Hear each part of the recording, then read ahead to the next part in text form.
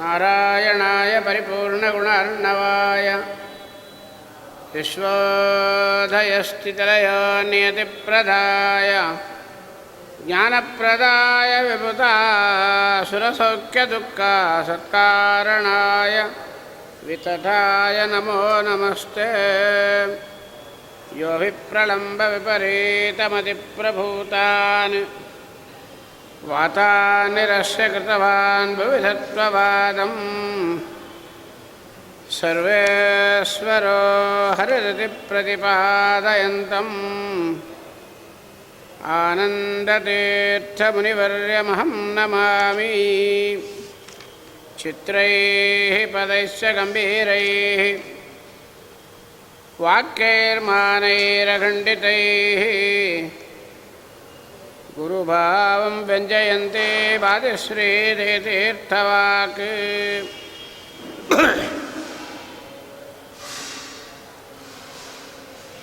ಜ್ಞಾನಭಕ್ತಿವೈರಾಗ್ಯಾದಿಕಲ್ಯಾಣಗುಣಶಾಲಿನಃ ಲಕ್ಷ್ಮೀನಾರಾಯಣಮುನಿನ್ ವಂದೇ ಭಕ್ತ್ಯಾಭೀಷ್ಟಪ್ರದಾಯಕಃ. ಅರ್ಥಿಕಲ್ಪಿತಕಲ್ಪೋऽಯಂ ಪ್ರತ್ಯರ್ಥಿಕಜಕೇಸರಿ ವ್ಯಾಸತೀರ್ಥಗುರುರ್ಭೂಯಾತ್ ಅಸ್ಮದಿಷ್ಟಾರ್ಥಸಿದ್ಧಯೇ.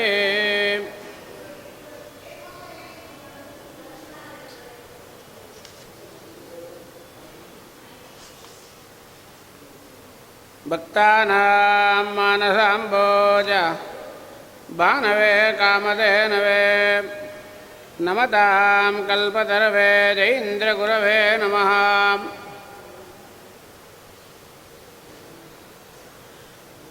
ತಪೋಭಕ್ತ್ಯಾ ವಿರಕ್ತ್ಯಾದಿಸದ್ಗುಣೌಕಃಕರಾನಘಂ ವಾದಿರಾಜಗುರುನ್ ವಂದೇ ಹಯಗ್ರೀವಪದಾಶ್ರಯಾನ್.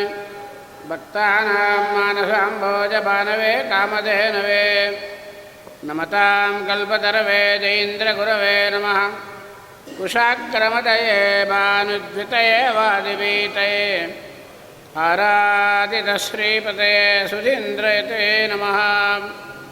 ಶ್ರೀಮತೋ ರಾಘವೇಂದ್ರಸ್ಯ ನಮಾಮಿ ಪದಪಂಕಜೇ ಕಾಮಿತಾಶೇಷಕಲ್ಯಾಣ ಕಲನಾ ಕಲ್ಪಪಾದಪೌ. ಮನ್ಮನೋಭೀಷ್ಟವರದಂ ಸರ್ವಾಭೀಷ್ಟಫಲಪ್ರದಂ ಪುರಂದರಗುರುನ್ ವಂದೇ ದಾಸಶ್ರೇಷ್ಠಂ ದಯಾನಿಧಿಂ. ಯಮಾಂಸಸ್ಯ ಪರಃ ಭಕ್ತ್ಯಾ ಸುಪ್ರಸನ್ನೋ ಹರಿಸ್ವಯಂ. ಯಸ್ಯಾಚಾರ್ಯೋ ವ್ಯಾಸರಾಜಃ ತಂ ವಂದೇ ಕನಕಾಭಿದಂ ಅಜ್ಞಾನತಿಮಿರಚ್ಛೇದಂ ಬುದ್ಧಿಸಂಪತ್ಪ್ರದಾಯಕಂ ವಿಜ್ಞಾನವಿಮಲಂ ಶಾಂತಂ ವಿಜಯಾಖ್ಯಗುರುಂ ಭಜೆ. ಗೋಪಪ್ರಕರಸಂಕಾಶಂ ಗೋಪಾಲಾರ್ಚನತತ್ಪರಂ ಗೋದೇವವಂದ್ಯಪಾದಾಬ್ಜಂ ಗೋಪಾಲಾಖ್ಯಗುರುಂ ಭಜೆ. ಜಲಜ್ಯೇಷ್ಠನಿಭಾಕಾರಂ ಜಗದೀಶಪದಾಶ್ರಯಂ ಜಗದೀತಲವಿಖ್ಯಾತಂ ಜಗನ್ನಾಥಗುರುಂ ಭಜೆ. ಪೃಥ್ವೀಮಂಡಲಮಧ್ಯಸ್ಥಾಃ ಪೂರ್ಣಬೋಧಮತಾನುಗಾಃ ವೈಷ್ಣವಾಃ ವಿಷ್ಣುಹೃದಯಾಃ ತಾನ್ನಮಸ್ತೆ ಗುರೂನ್ ಮಮ. ಆಪಾದಮೂಳಿಪರ್ಯಂತಂ ಗುರುಣಾಮಾಕೃತಿಂ ಸ್ಮರೇತ್ ತೇನ ವಿಘ್ನಾಃ ಪ್ರಣಶ್ಯಂತಿ ಸಿದ್ಧ್ಯಂತಿ ಚ ಮನೋರಥಾಃ. ನಮೋऽಸ್ತು ತಾತ್ವಿಕಾ ದೇವಾಃ ವಿಷ್ಣುಭಕ್ತಿಪರಾಯಣಾಃ ಧರ್ಮಮಾರ್ಗೇ ಪ್ರೇರಯಂತು ಭವಂತಃ ಸರ್ವ ಏವ ಹಿ. ಸತತಗಣನಾಥಸಿದ್ಧಿಯನೀವ ಕಾರ್ಯದಲ್ಲಿ ಮತಿಪ್ರೇರಿಸೋಳು ಪಾರ್ವತೀ ದೇವಿಯು ಮುಕುತಿ ಪದಕ್ಕೆ ಮನವೀವ ಮಹರುದ್ರದೇವರು ಹರಿಭಕುತಿದಾಯಕಳು ಭಾರತೀ ದೇವಿಯು ಯುಕುತಿ ಶಾಸ್ತ್ರಗಳಲ್ಲಿ ವನಜ ಸಂಭವನ ರಸಿ ಸತ್ಕರ್ಮಗಳ ನಡೆಸಿ ಸುಜ್ಞಾನ ಮತೆ ಎತ್ತು ಪರಿಪಾಲಿಸುವ ನಮ್ಮ ಪವಮಾನನು.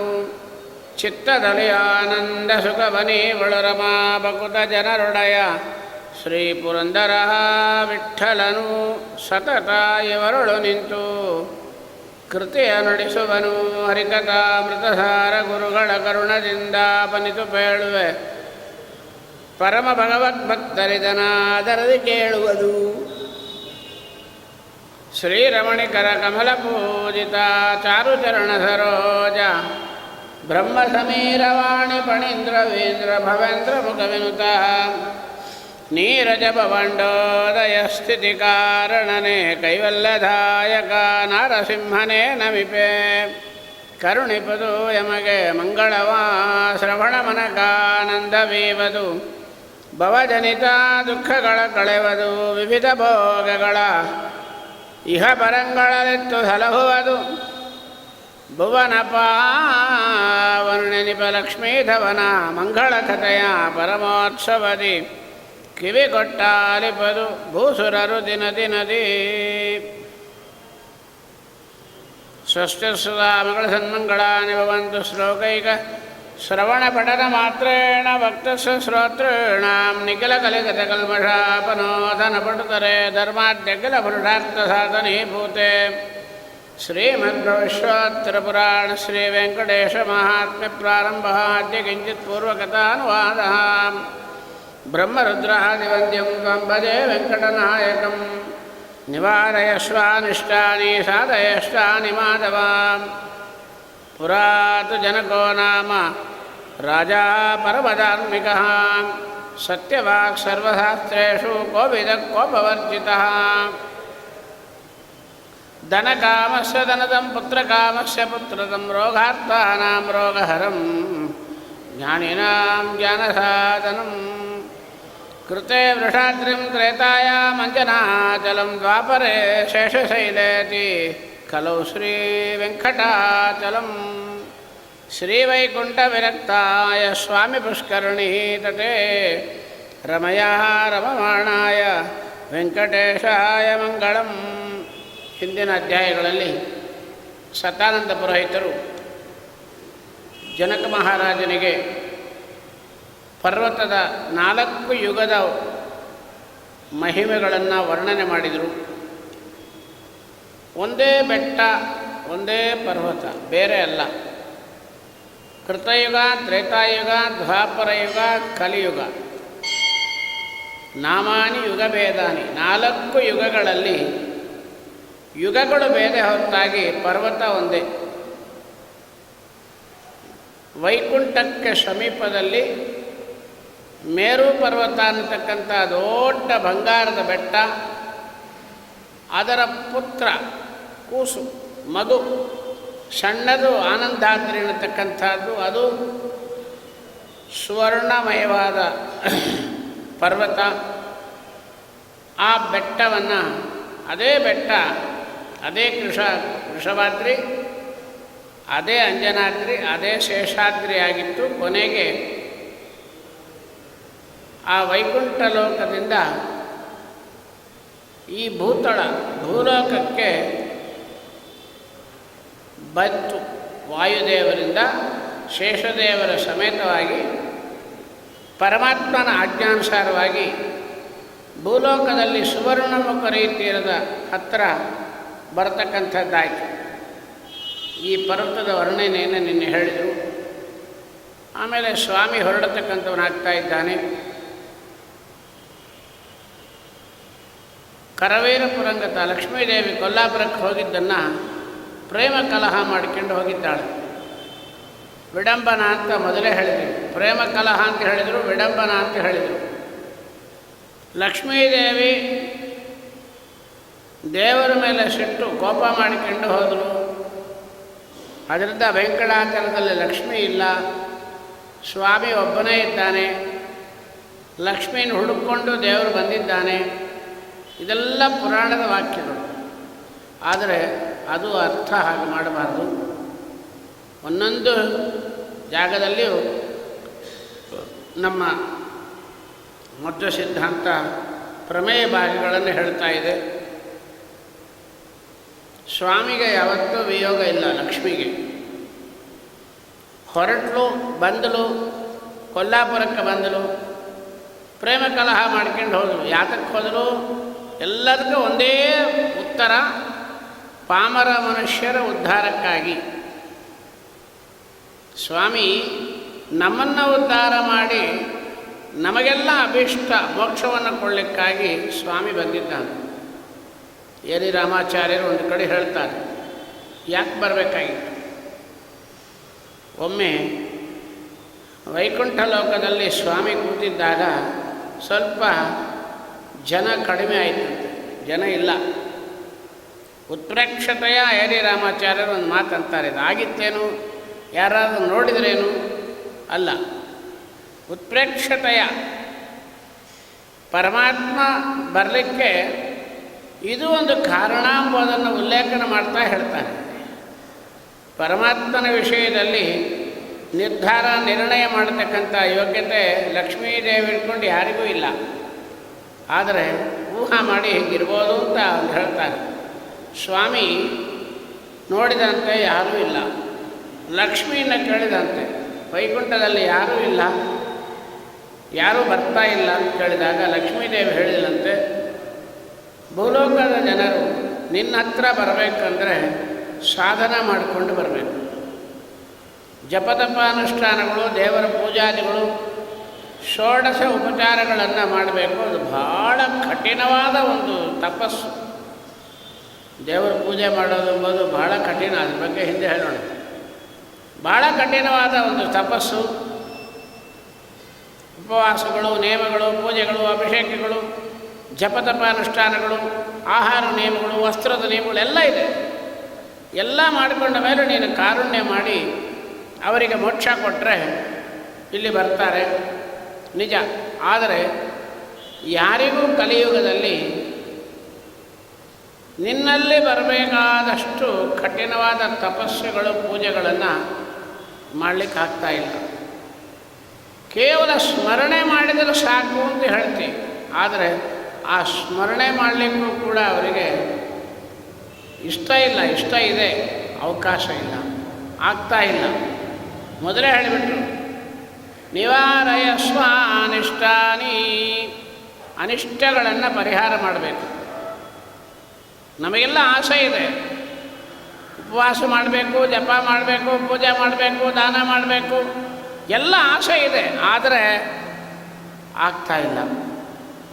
ಯಾಕೆ?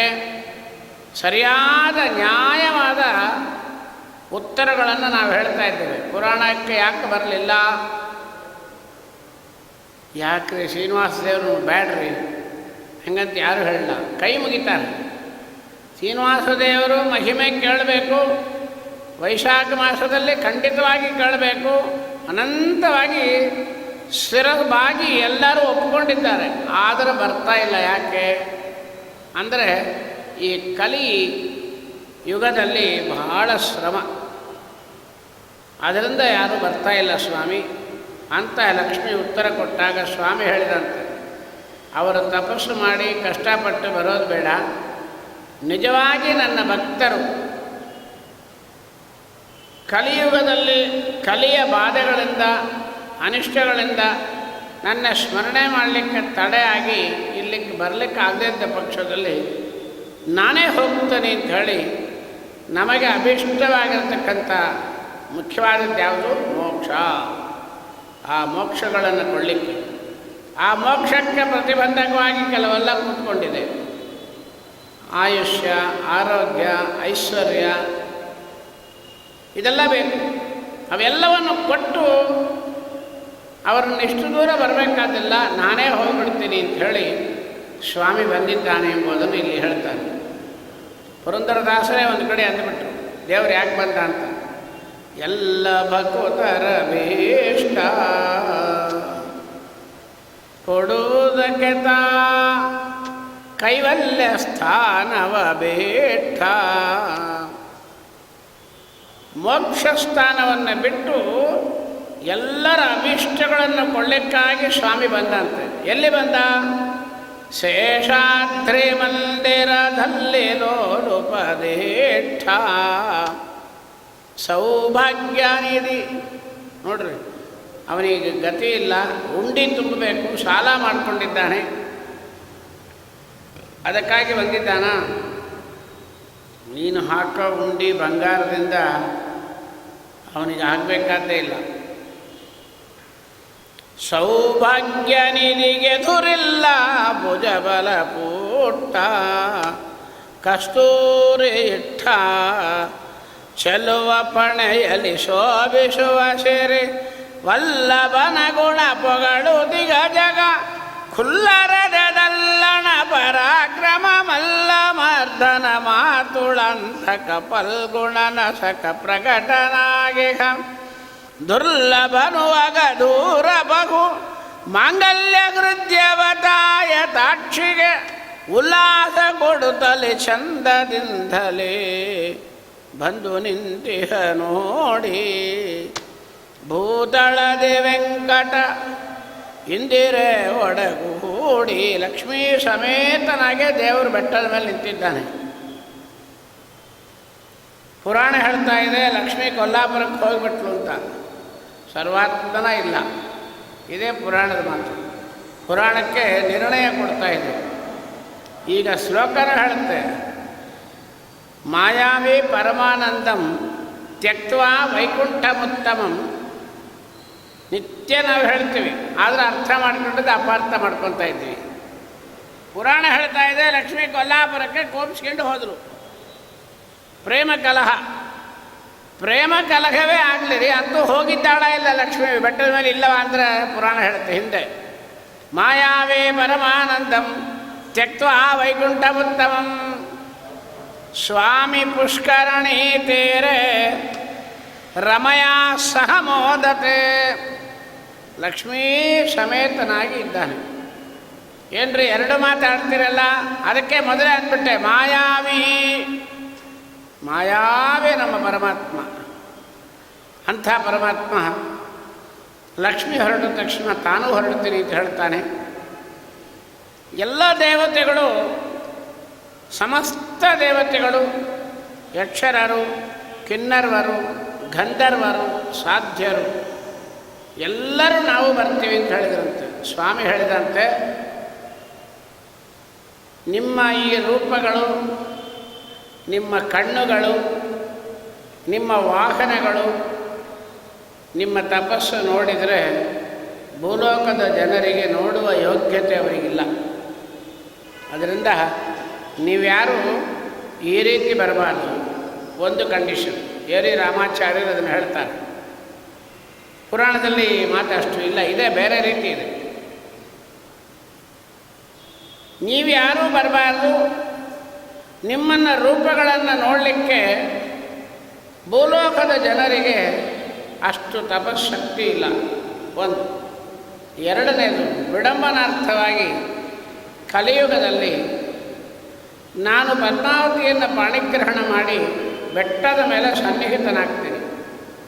ಅದರ ನಿಮಿತ್ತವಾಗಿ ಕುಬೇರನ ಹತ್ರ ಸಾಲ ತಗೊಳ್ತೀನಿ. ಆ ಸಾಲಕ್ಕೆ ಬರೀ ಬಡ್ಡಿ ಕಟ್ಟಬೇಕಾಗುತ್ತೆ. ಕಲಿಯುಗ ಮುಳುಗುವವರಿಗೆ ಬಡ್ಡಿ ಕಟ್ಟಬೇಕು. ಆ ಬಡ್ಡಿಯಲ್ಲಿ ಭಕ್ತರು ತಂದು ಉಂಡಿಯೊಳಗೆ ಹಾಕತಕ್ಕಂಥ ದುಡ್ಡಿನಿಂದ ಬಡ್ಡಿ ಕಟ್ಟಬೇಕು. ನಾನು ನಿಂದಿರೋದು ಯಾಕೆ? ಸಾಲ ಮಾಡಿಸಿ ಬಡ್ಡಿ ಕಟ್ಟಲಿಕ್ಕೆ. ನನಗೆ ಉಂಡಿ ತುಂಬಬೇಕು, ನಾನು ಸಾಲ ಕೊಡಬೇಕು. ನೀವೆಲ್ಲ ಬಂದು ಬೆಟ್ಟದ ಮೇಲೆ ಒಂದೊಂದು ದೇವಸ್ಥಾನ ಗರ್ಭಾಂಗಣ ಮಾಡ್ಕೊಂಡು ಒಂದೊಂದು ಉಂಡಿ ಹಿಡ್ಕೊಂಡು ಕೂತ್ಕೊಂಡ್ಬಿಟ್ರೆ ನನ್ನ ಉಂಡಿ ತುಂಬ ಬಗೆ ಹಂಗೆ. ಆದ್ದರಿಂದ ಯಾರೂ ಬರಬಾರ್ದು. ವೆಂಕಟರಮಣನ ಮೇಲೆ ಯಾವ್ದಾದ್ರು ಒಂದು ದೇವಸ್ಥಾನ ಅದ ನೋಡ್ರಿ. ಬೇರೆ ದೇವಸ್ಥಾನಗಳಿಗೆ ಎಲ್ಲೇ ಹೋಗ್ರಿ, ಗಣೇಶನಿಂದ ಷಣ್ಮುಖನಿಂದ ಲಕ್ಷ್ಮೀದೇವಿಯಿಂದ ಒಂದು 30 ಸನ್ನದಿಗಳಿರುತ್ತೆ, 25 ಉಂಡಿ ಇರುತ್ತೆ. ಒಂದು ಉಂಡಿಗೆ 10 ರೂಪಾಯಿ ಹಾಕ್ಬಿಡ್ತಾನೆ, 100 ರೂಪಾಯಿ ತೊಗೊಂಡೋದು. ಶ್ರೀನಿವಾಸ ಹೇಳಿದಂತೆ, ನೀವುಗಳು ಸನ್ನಿಧಾನ ಮಾಡ್ಕೊಂಡು ಉಂಡಿಗಳು ಹಾಕ್ಕೊಂಡು ಕೂತ್ಕೊಂಡ್ಬಿಟ್ರೆ ನನ್ನ ಉಂಡಿ ತುಂಬಲ್ಲ. ಅದರಿಂದ ನಿಮಿತ್ತ ಮಾತ್ರ ವಿಡಂಬನಾರ್ಥವಾಗಿ ನಾನು ಒಬ್ಬನೇ ಇರಬೇಕು, ಒಂದೇ ಉಂಡಿ. ಆದ್ದರಿಂದ ಸಾಮಾನ್ಯವಾಗಿ ಹೇಳ್ತೀನಿ, ಆಧ್ಯಾತ್ಮಿಕವಾಗಿ ನಿಮ್ಮ ರೂಪಗಳು ಯಾರೂ ಬರ್ತೀವಿ ಹಠ ಮಾಡಿದಾಗ ಸ್ವಾಮಿ ಹೇಳಿದಂಥ ರೂಪವನ್ನು ಬದಲು ಮಾಡಿಕೊಡ್ರಿ. ಅದಕ್ಕೆ ಮೊದಲೇ ಅಂದ್ಬಿಡ್ತು ಪುರಾಣ. ಮಾಯಾವಿ, ಮಾಯವನ್ನು ಮಾಡ್ತಾರೆ. ಮಾಯಾ ಮಾಡತಕ್ಕಂಥ ಸ್ವಾಮಿ ನಮಗೆ ಮಾಯಾ ಕೊಡ್ತಾನೆ, ಲಕ್ಷ್ಮೀದೇವಿಗೆ ಮಾಯಾ ಮಾಡಿದ್ದಾನೆ. ಹೌದಾ ಇಲ್ಲೋ? ದಾಸರು ಹೇಳಿದ್ದಾರೆ, ಮರುಳು ಮಾಡಿಕೊಂಡಿಯಲ್ಲೇ ಮಾಯಾದೇವಿ. ಮಾಯನ್ನ ದೇವಿಯಾಗಿ ಆಗಿದ್ದಿ, ಮಾಯಾದೇವಿ. ನೀನು ಮಾಯಾ ಮಾಡೋಳಲ್ಲ, ಅರ್ಥ ಮಾಡಬೇಕು ಹಾಡುಗಳು ಸರಿಯಾಗಿ. ಮರುಳು ಮಾಡಿಕೊಂಡಿಯಲ್ಲೇ ಮಾಯಾದೇವಿಯೇ. ಮಾಯಾದೇವಿ ಅಂದರೆ ಮಾಯಾ ಮಾಡೋ ದೇವಿ. ಇವಳು ಮಾಯಾ ಮಾಡಲಿಕ್ಕಾಗಲ್ಲ, ಸ್ವಾಮಿ ಒಬ್ಬನೇ ಮಾಯಾ ಮಾಡೋನು. ಹಾಗಾದರೆ ಮಾಯಾದೇವಿ ಅಂತ ಅಂದ್ರಲ್ಲ ದಾಸರು. ಮರುಳು ಮಾಡಿಕೊಂಡಿಯಲ್ಲೇ ಮಾಯಾದೇವಿಯೇ. ಮಾಯಾದೇವಿ ಅಂದರೆ ದೇವಿ. ಯಾವ ದೇವಿ? ಲಕ್ಷ್ಮೀದೇವಿ. ಮಾಯಾ ಅಂದರೆ ಯಾರು? ಈ ಮಾಟ ಮಾಯ ಮಾಡೋ ದೇವರಂಗಲ್ಲ. ಅನಿರುದ್ಧ, ಪ್ರದ್ಯುಮ್ನ, ಸಂಕರ್ಷಣ, ವಾಸುದೇವ, ನಾರಾಯಣ 5 ರೂಪಗಳಲ್ಲಿ 5 ಲಕ್ಷ್ಮೀ ರೂಪಗಳಿದೆ.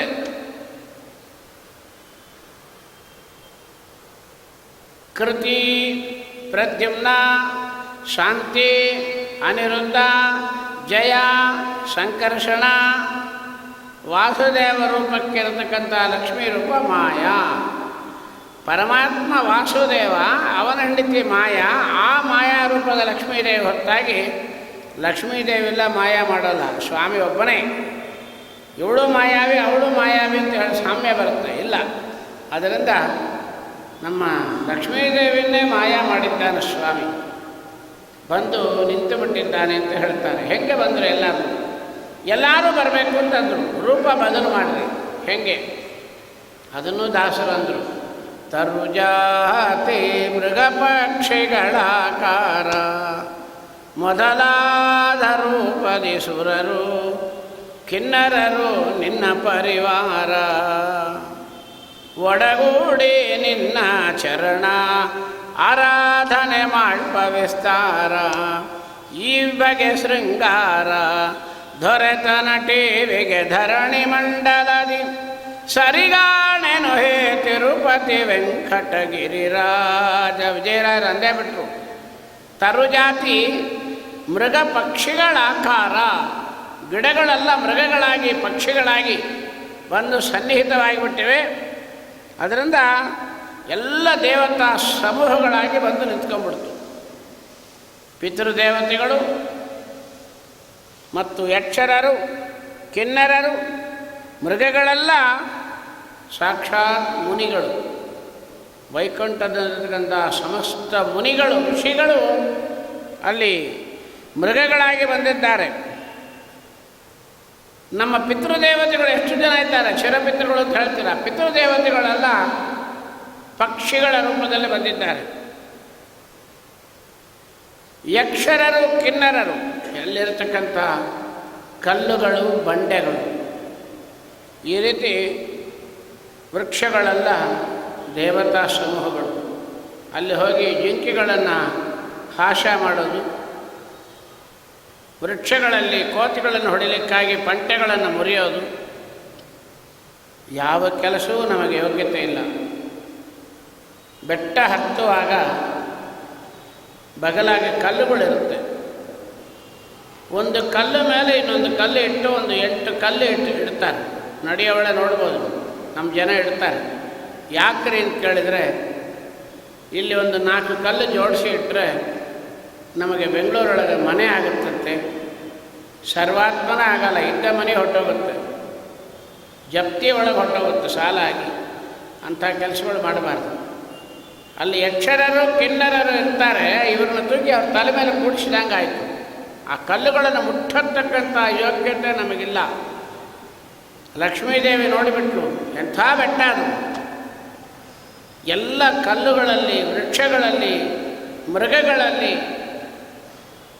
ಕೋತಿಗಳಲ್ಲಿ ಎಲ್ಲರೊಳಗೂ ಲಕ್ಷ್ಮೀದೇವಿ ಬಂದು ಸನ್ನಿಹಿತನಾಗಿಬಿಟ್ಲಂತೆ. ಏನು ಮಾಡ್ತಾ ಇದ್ದಾಳೆ ಅಂದರೆ ಕಲ್ಲೂರು ಸುಬ್ಬಣ್ಣಾಚಾರ್ಯರು ಹೇಳ್ತಾರೆ, ಸಿರಿಯೇ ಮಂದಿರವಾಗಿ. ಲಕ್ಷ್ಮೀದೇವಿ ಇಲ್ಲ ರೀ ತಿರುಪತಿ ಒಳಗೆ. ಲಕ್ಷ್ಮೀದೇವಿ ಇರೋದು ತಿರುಚಾನೂರೊಳಗೆ. ತಿರುಚಾನೂರಿಗೆ ಹೋಗಿ ಪದ್ಮಾವತಿ ನೋಡ್ದಂಗೆ ಊರಿಗೆ ಹೋಗಬಾರ್ದು. ಯಾರು ಹೇಳಿದ್ರು ನಿಮಗೆ? ಮೇಲೆ ಲಕ್ಷ್ಮಿ ಇಲ್ಲವೇನು? ಇಡೀ ಬೆಟ್ಟವೇ ಲಕ್ಷ್ಮಿ.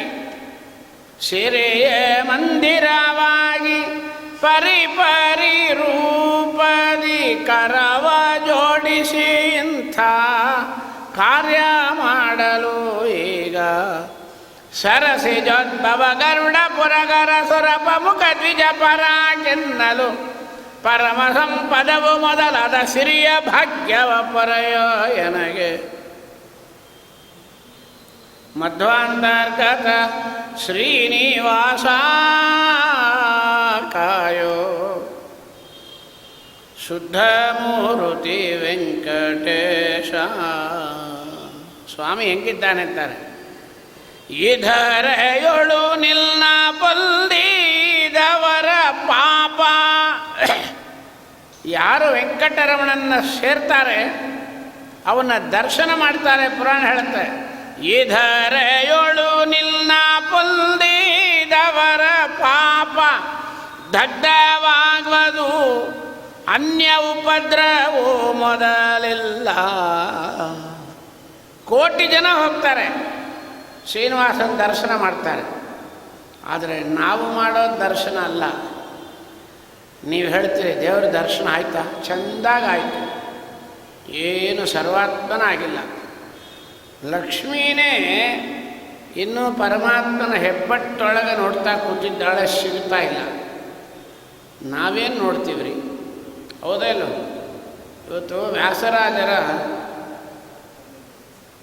ಜನ್ಮದಿನ. ಇವತ್ತು ಒಂದು 10 ನಿಮಿಷ ಅವ್ರ ಬಗ್ಗೆ ಆಮೇಲೆ ಮಾತಾಡಿ ಅರ್ಪಣೆ ಮಾಡಬೇಕು.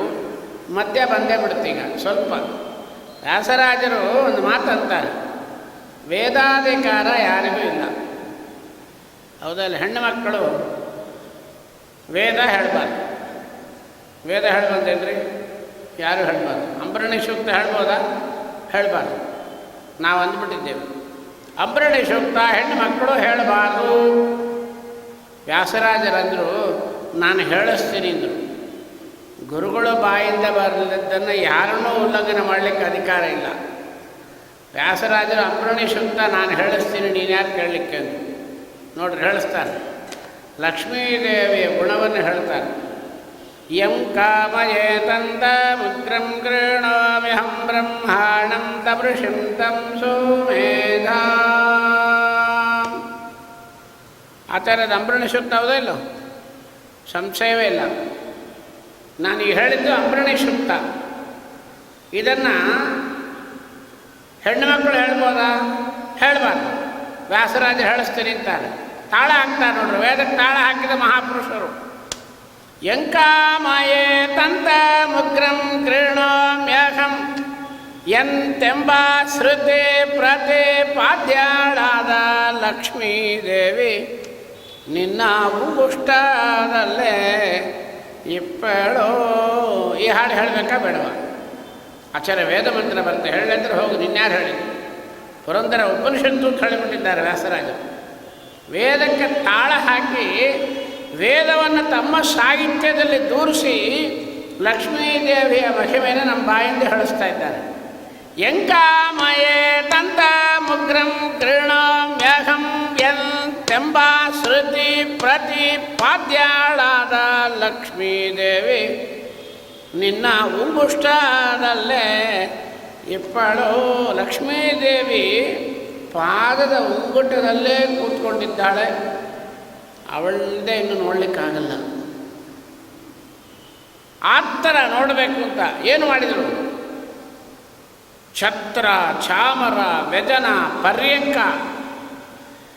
ಆಭರಣ, ಆಯುಧ, ಆಲಯಗಳಾಗಿ ಆವರಿಸ್ಕೊಂಡು ದೇವರನ್ನ ನೋಡ್ತಾ ಇದ್ದಾಳೆ. ಲಕ್ಷ್ಮೀದೇವಿ ಇದ್ದಾಳ ಇಲ್ಲೋ ಆ ಬೆಟ್ಟದ ಮೇಲೆ?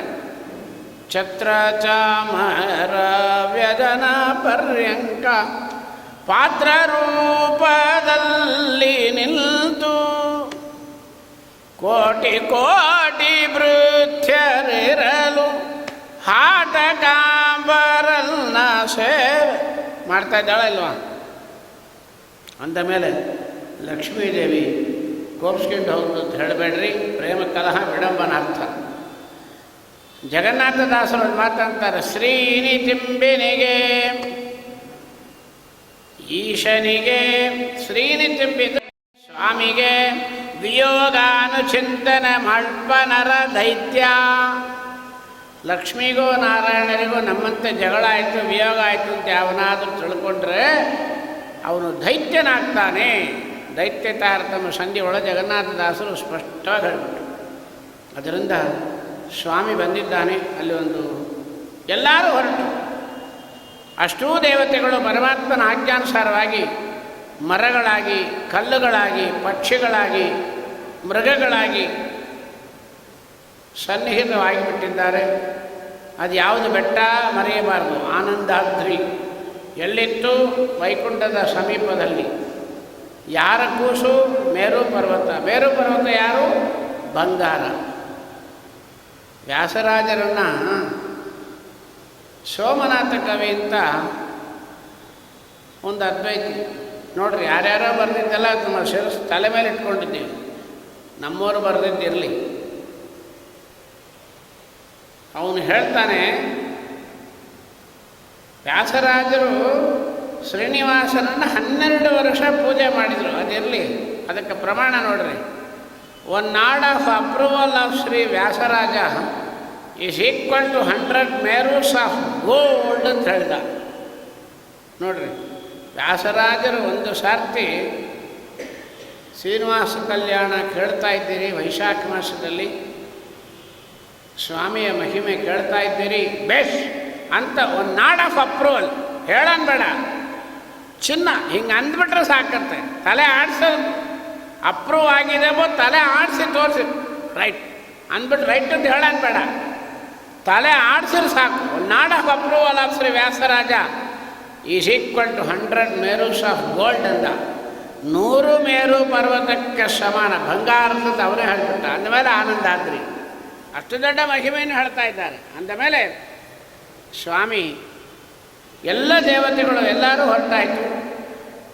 ಬರುವಾಗ ಆ ವಿರಜಾ ನದಿ ಕಳಿತು. ಸ್ವಾಮಿ ನಾನು ಬರ್ತೀನಿ.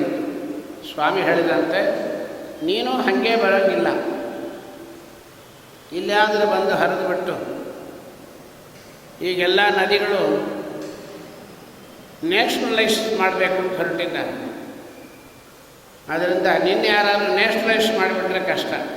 ನೀನು ಬರಬೇಡ ಅಂತ ಹೇಳಿದಾಗ, ಬರಲೇಬೇಕು ಅಂತ ಹೇಳಿದಾಗ ಚಕ್ಕದಾಗಿ ಸ್ವಾಮಿ ಪುಷ್ಕರಣಿ ಅಂತ ಹೇಳಿ ಒಂದು ಕೊಳ ಮಾಡಿ ಅಲ್ಲಿ ಪುಷ್ಕರಣಿಯನ್ನು ಮಾಡಿ ನಿಲ್ಲಿಸಿಬಿಟ್ಟ ಅವಳಂದರು, ನಾನು ಇಲ್ಲಿ ವಿರಜಾ ನದಿ ಇಲ್ಲಿ ಸ್ನಾನ ಮಾಡುವವರಿಗೆ ಪುನರ್ಜನ್ಮ ಇಲ್ಲ ಎಂಬುದನ್ನು ಪ್ರಕಟನೆ ಆಗಬೇಕು ಅಂತ ಹೇಳಿದಾಗ ಸ್ವಾಮಿ ಹೇಳಿಬಿಟ್ಟಂತೆ, ಎಲ್ಲ ತೀರ್ಥಗಳು ನಿನ್ನಲ್ಲಿ ಬಂದುಬಿಡುತ್ತೆ ಅಂತ ಹೇಳಿಬಿಡ್ತಾನೆ ಸ್ವಾಮಿ. ಶ್ರೀ ಭಗವಾನುವಾಚ ಗಂಗಾದಿ ಸರ್ವತೀರ್ಥಾನಾಂ ಜನ್ಮಭೂಮಿರ್ವಿರಾಜತೆ ತಸ್ಯಾಂ ತೇ ಸ್ನಾಂತಿ ಮನುಜಾಃ ತೇ ಧನ್ಯಾಃ ಪುಣ್ಯಭಾಜನಾಃ. ಗಂಗಾ ತೀರದಲ್ಲಿ ಸ್ನಾನ ಮಾಡಿದರೆ ಎಷ್ಟು ಪುಣ್ಯ ಬರುತ್ತೋ ಅಷ್ಟೂ ಪುಣ್ಯ ಪುಷ್ಕರಣಿ ಒಳಗೆ ಸ್ನಾನ ಮಾಡಿದರೆ ಬಂದುಬಿಡುತ್ತೆ. ಆಮೇಲೆ ಧನುರ್ಮಾಸಿಷಿತೆ ಪಕ್ಷೇ ದ್ವಾದಶ್ಯಾಂ ಅರುಣೋದಯೇ. ಧನುರ್ಮಾಸದಲ್ಲಿ ಕೃಷ್ಣ ಪಕ್ಷದಲ್ಲಿ ಬರತಕ್ಕಂಥ ದ್ವಾದಶಿ ಅರುಣೋದಯದಲ್ಲಿ ಕಾಂಕ್ಷಂತೆ ದೇವತಾ ಸರ್ವಾನ್ ಮಜ್ಜನಂ ದಜ್ಜಲೇಶವೇ. ವರ್ಷಕ್ಕೊಮ್ಮೆ ಸಮಸ್ತ ದೇವತೆಗಳು ಪ್ರತ್ಯಕ್ಷವಾಗಿ ಆ ಪುಷ್ಕರಣಿ ಒಳಗೆ ಧನುರ್ಮಾಸದ ಕೃಷ್ಣ ಪಕ್ಷದ ದ್ವಾದಶಿ ಅರುಣೋದಯದಲ್ಲಿ ಸ್ನಾನ ಮಾಡ್ತಾರಮ್ಮ. ವಿರಜಾ ಕೇಳು, ಕಿಮತ್ರ ಮನುಜಾನಾಂಚ ಸ್ನಾನಕಾಲ ಕಾಲೋವಧಾರಿತ.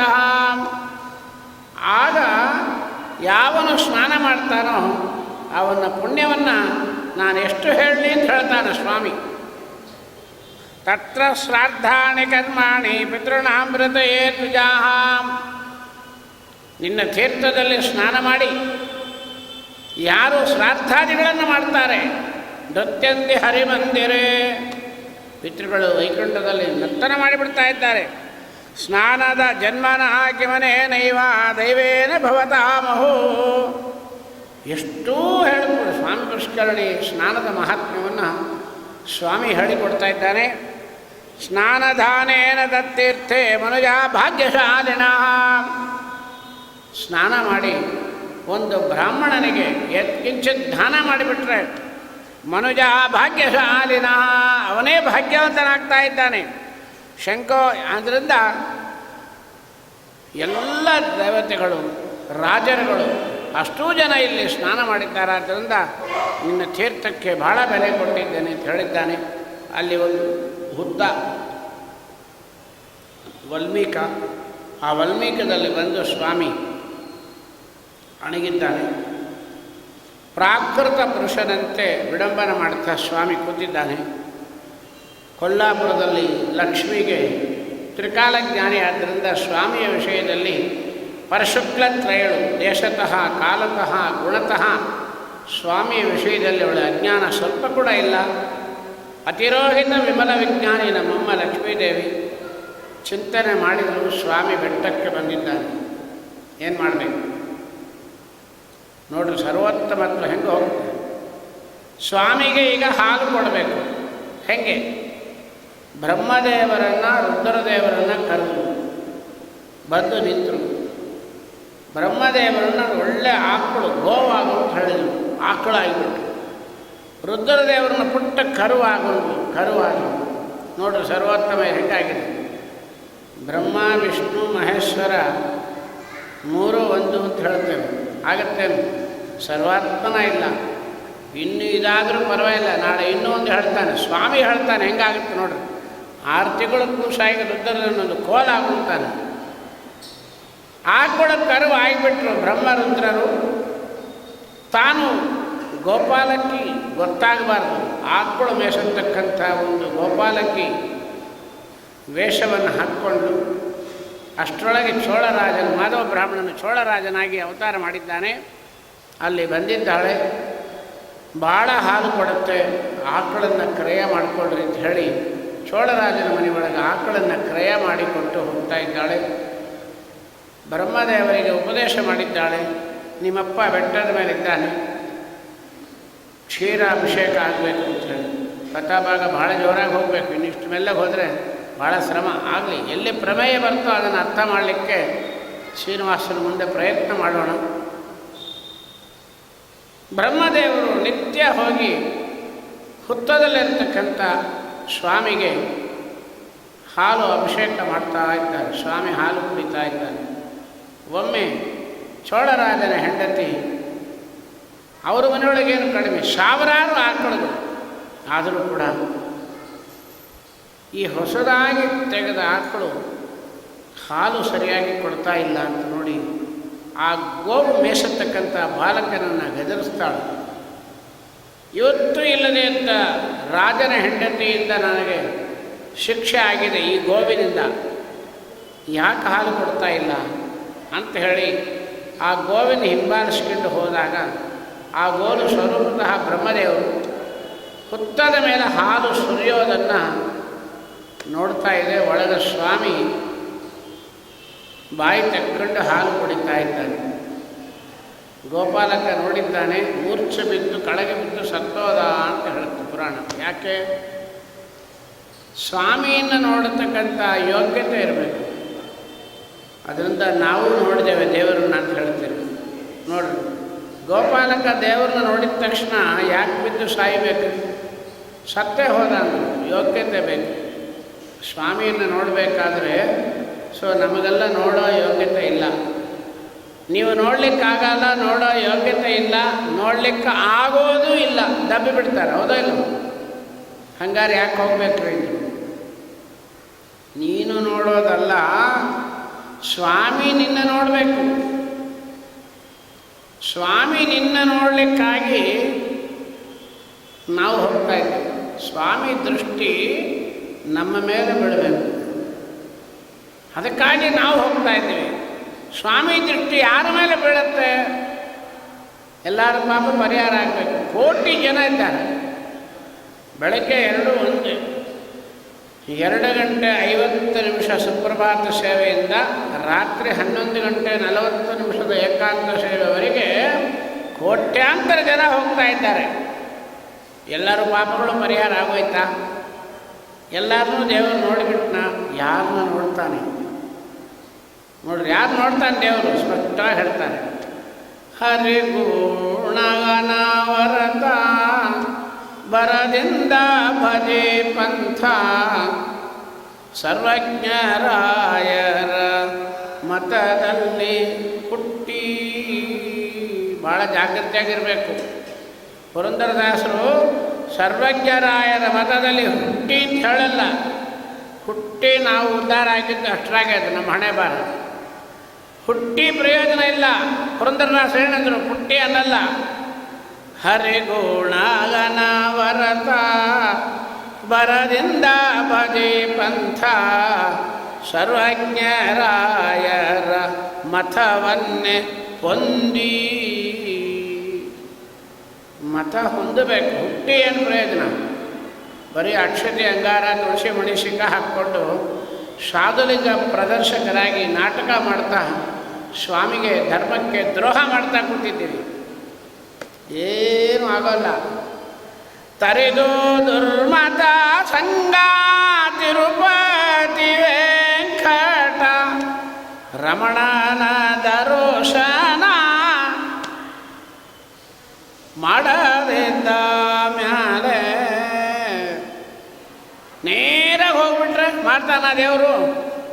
ಕಾಮಿತ ಪ್ರದನಾದ ಭುವರಾಹನ ಕಂಡು ಸ್ವಾಮಿ ಪುಷ್ಕರಣೀಲಿ ಸ್ನಾನವ ಮಾಡಿ ಶ್ಯಾಮ ಸುಂದರ ನಮ್ಮ ಪುರಂದರ ವಿಠಲನ್ನ ನೆಮ್ಮದಿ ಕೊಂಡಾಡಿ ಭಜಿಸದಿದ್ದ ಮ್ಯಾಲೆ ಈ ಜೀವ ಈ ದೇಹ ದೊಳಗಿದ್ದು ಫಲವೇನು? ಅಷ್ಟು ಹೇಳ್ತಾರೆ.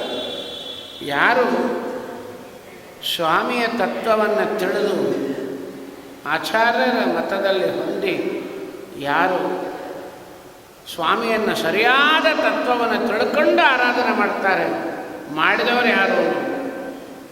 ನಮ್ಮ